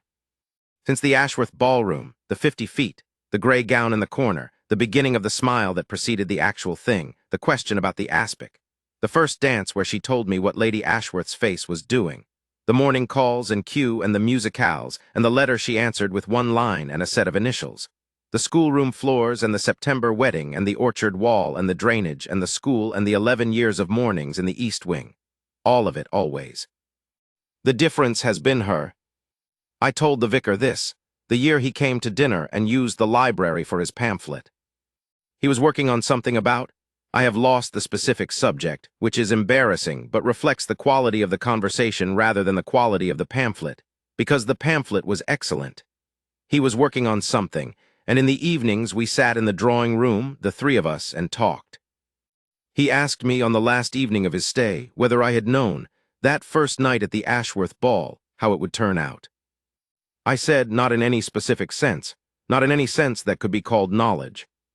I had known only that I was crossing the room, and that the crossing felt as right as anything I had done, and that if I had not done it I would have gone home to the dogs and the desk and felt, by morning, the specific and private grief of a man who saw a thing and did not go toward it. He asked what I had thought on that last score, whether the grief would have been recognized at the time as grief. I thought about this. No, I said eventually, I don't think I would have recognized it. I think I would have called it something else, an evening that had not quite resolved, a social event that had been slightly unusual. I would have gone home and gone to sleep and continued with the business of the estate, and by morning I would have filed it correctly in the category of things that had been interesting and had not continued, and I would have attended the next ball whenever it was, and stood at the edge of a room, and I would have been managing, and I would not have known I was managing, because I had been managing for 11 years and had forgotten there was another way. The vicar was quiet for a moment, then he said, that is precisely why the vicar wept. I looked at him. Both times, he said, the first time when you told me before the ceremony, and the second time when I watched the ceremony itself, because what you described, what you have just described, is the thing. The specific grief of a life almost unlived, and the specific grace of a room crossed just in time. He paused. I have done this for 40 years. I have married a great many people. Some of them knew exactly what they had, and some of them did not. You know what you have. Yes, I said. He looked at Cecily, who was reading something and had, I believed, not been following our conversation, though with Cecily it was sometimes difficult to be certain. She looked up, apparently sensing the quality of the silence. What? She said. The vicar was explaining why he weeps, I said. She looked at him. He looked at her with the handkerchief already in his hand, which she observed and accepted with the composed equanimity of a woman who has found the world to be exactly what she thought it would be, more or less. All right, she said, and went back to her book. This, too, is too important to remark upon. I have now told the whole of it, or the whole that belongs in this account, which is not quite the whole. There is more, there is always more, the accumulation of 11 years of mornings, but which captures the shape of the thing, the 50 feet, the gray gown, the corner, the aspic, the orchard wall, the one line and the initials, the particular morning quality of the Devonshire light, the south field after the drainage, the laugh. I close the book. There is one thing more. I have described the Ravensthorpe mornings many times in this account, and I want to describe one specific morning properly, because it was the morning when I understood something about the whole of it that I had been circling without quite reaching. It was in the 4th year of our marriage, in the early June, the kind of morning that happens perhaps 3 times a summer in Devonshire, when the light and the temperature and the quality of the air all arrive at the same agreement and produce something that is not quite describable in accurate language. The mist was off the millstream by 7. The south field, which had been properly drained for 2 years by then, was the particular green of early summer in land that is getting what it needs. The orchard wall was standing, in the local stone, catching the morning light on the east face. I had been up since 5, my usual hour, and had done the morning walk, which took me past the mill stream and the south field and the orchard wall and the kitchen garden and back around through the lower wood, which is all beeches and which in early June is the kind of light that comes through beech canopy in early morning and is one of those things that should be experienced rather than read about. I came back to the house at 6:30. The kitchen was producing the sounds of a kitchen preparing for the day, Mr. Simmons beginning whatever he was beginning, the kitchen maid starting the fires. The house was largely still otherwise. I went up. Cecily was at the window. Not reading this time, simply at the window in the early morning, looking out at the park and the south field beyond it, and perhaps the glint of the mill stream in the strengthening light. She had her hands around a cup of something warm, and she was simply looking. She heard me come in. She always heard me come in. "There's a heron on the mill stream," she said without turning. "He's been there since 5. I saw him when I first got up." "Does he come often?" "Most mornings, I think. I've only started noticing recently." A pause. "He's standing very still. He's been still for the better part of an hour." I came to stand beside her. The heron was there, a gray shape on the bank of the mill stream, absolutely still in the morning light, with the patience of a creature that has made a decision and is simply enacting it. "He knows what he's looking for," she said. "Yes," I said. "And he has decided that the right thing is to stand very still and wait for it to come to him." She considered the heron. "Though I suppose from the fish's point of view, the heron is the thing that moved. He moved to the stream. He decided where to be, and then he stood still." "He crossed the room," I said. She turned to look at me. The beginning of a smile, in the early morning light, in the east wing of Ravensthorpe Hall, on a June morning with the heron on the mill stream, and the south field green and the orchard wall standing in the local stone. "He crossed the room," she said. "Exactly." And then the actual smile, and then he stood very still and waited. "Which is," I said, "also a description of 11 years of balls, I suppose." "It is," she said, "but herons don't regret standing still. They just move when the moment is right." I stood beside her, and we watched the heron. He stood perfectly still for another 7 minutes, I counted, because I was curious. And then he moved with the specific decisive quickness that herons have, and he got what he was waiting for, and he lifted from the bank and flew south over the field into the morning and was gone. "There," she said, with the quiet satisfaction of a person watching a thing conclude correctly. "There," I said. She turned back to the room, to the morning, to the east wing, to the day that was beginning. She set down her cup and picked up the book she had left on the side table. I saw the spine, which was something about soil composition, which she had been corresponding with a professor in Edinburgh about, and she went to her chair by the window and sat and opened it. I stood at the window for a moment longer and looked at the south field and the mill stream and the empty bank where the heron had been. Then I went to my desk and began the correspondence. The day was the day. The morning was the morning. The house was what it had become in 4 years, not the correct, empty, managed thing it had been, but the other kind, the inhabited kind, the kind where a heron on a mill stream is noticed and worth telling, and where soil composition is interesting, and where the orchard wall matters because it is this wall, on this estate in this morning, which is its own particular thing. The day was the day, and it was enough. I want to say, with the precision I have tried to bring to this entire account, what the recognition felt like. The moment in the Ashworth ballroom when I looked across 50 feet of polished floor and candlelight and silk gowns, and saw a woman in gray in a corner, watching a dancing couple with the expression of a person who has found what she was looking for. It felt like the mill stream at 7 in the morning after the mist has lifted.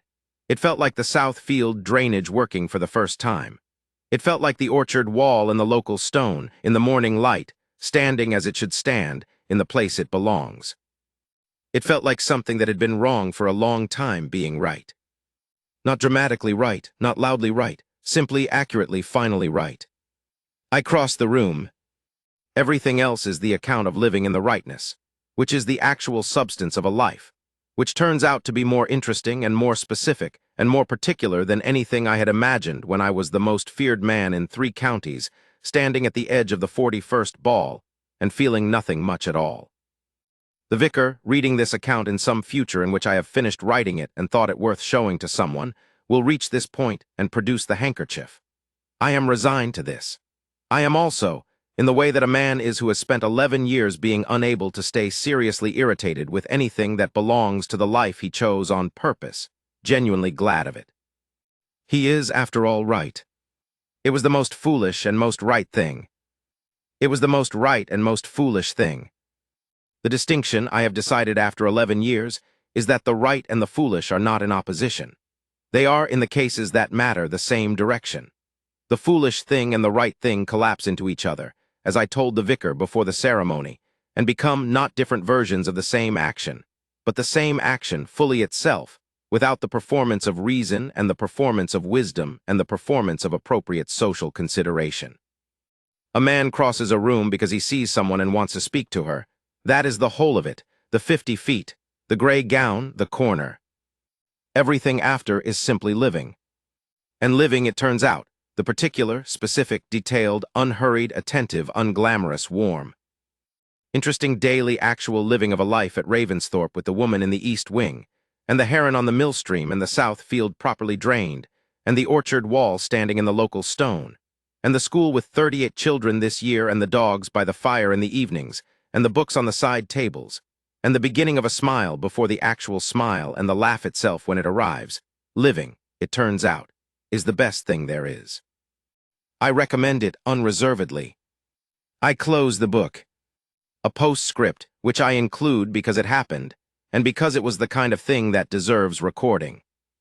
2 summers ago, the Thornton School in Thornfield, not the village school in Ravensthorpe, but the original school in her uncle's village, where the old building on the green had been repaired in the first year, was visited by a delegation from the County Education Authority, who were compiling information about rural schools for a report to the County Commission. They had been to 17 schools in the county that summer.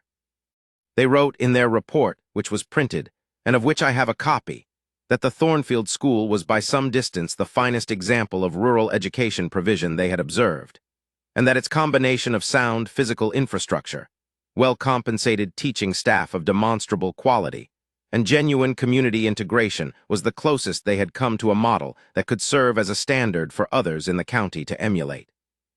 Cecily read this report in the drawing room one evening, in the way she reads everything, with the concentrated attention, the quiet. And when she finished, she set it down and sat for a moment and said nothing. I waited. It says the teacher is first-rate, she said finally. Miss Croft, I said. Yes, a pause. It says the community integration is exceptional. That's you, I said. She looked at me. It's everyone, she said. It's Miss Croft and the families and my uncle and the building and... Yes, I said, it is, and it's also you. The thing that connected all of those is you. She was quiet for a moment, then she said, my uncle will be very pleased. He'll weep, I said. He'll weep, she agreed. He's a weeping man, my uncle. We knew this about him long before the vicar. The weeping is hereditary, I said. I think the vicar caught it from your uncle. She looked at me with the beginning of a smile. The vicar is not related to my uncle. No, I said, but some things travel by proximity. The smile, actual and full, arrived. I'll write and tell him tomorrow, she said. The letter will be wet by the time he reads it. She wrote the letter. He wept over it, as predicted. He wrote back at considerable length, and the handwriting was better than his emotional handwriting usually was, which suggested either that he had written the letter in a relatively composed state, or that he had written it, as he sometimes did, in several sittings across several days, the emotion distributed and processed before he committed the final draft to paper. He is still writing his books. They are still read by approximately 40 people, though in the past 3 years the number has grown somewhat. The second book has reached 62 readers, one of whom wrote back to agree with the first chapter and dispute the rest, which the rector found stimulating and which generated a correspondence that has now lasted 2 years. He is, by his own account, very satisfied with his life, which is the most that can be said of any life, and more than can be said of most. Mrs. Thornton remains. She is in good health and has opinions about everything, and delivers them with the pleasant directness that is her natural mode. And she visits Ravensthorpe at Christmas alongside my mother, and they get on extremely well, which I had not anticipated when the arrangement was first proposed, but which turns out to be entirely natural, because they are both women who have spent their adult lives thinking carefully about how things work and being direct about what they observe. And these are the foundations of a very good friendship. Lord Wentworth died 3 years ago, in November, in his 81st year, which was, as his wife said at the funeral, exactly the right age for him. Not too soon, and not beyond the point at which he would have found himself unable to be properly useful.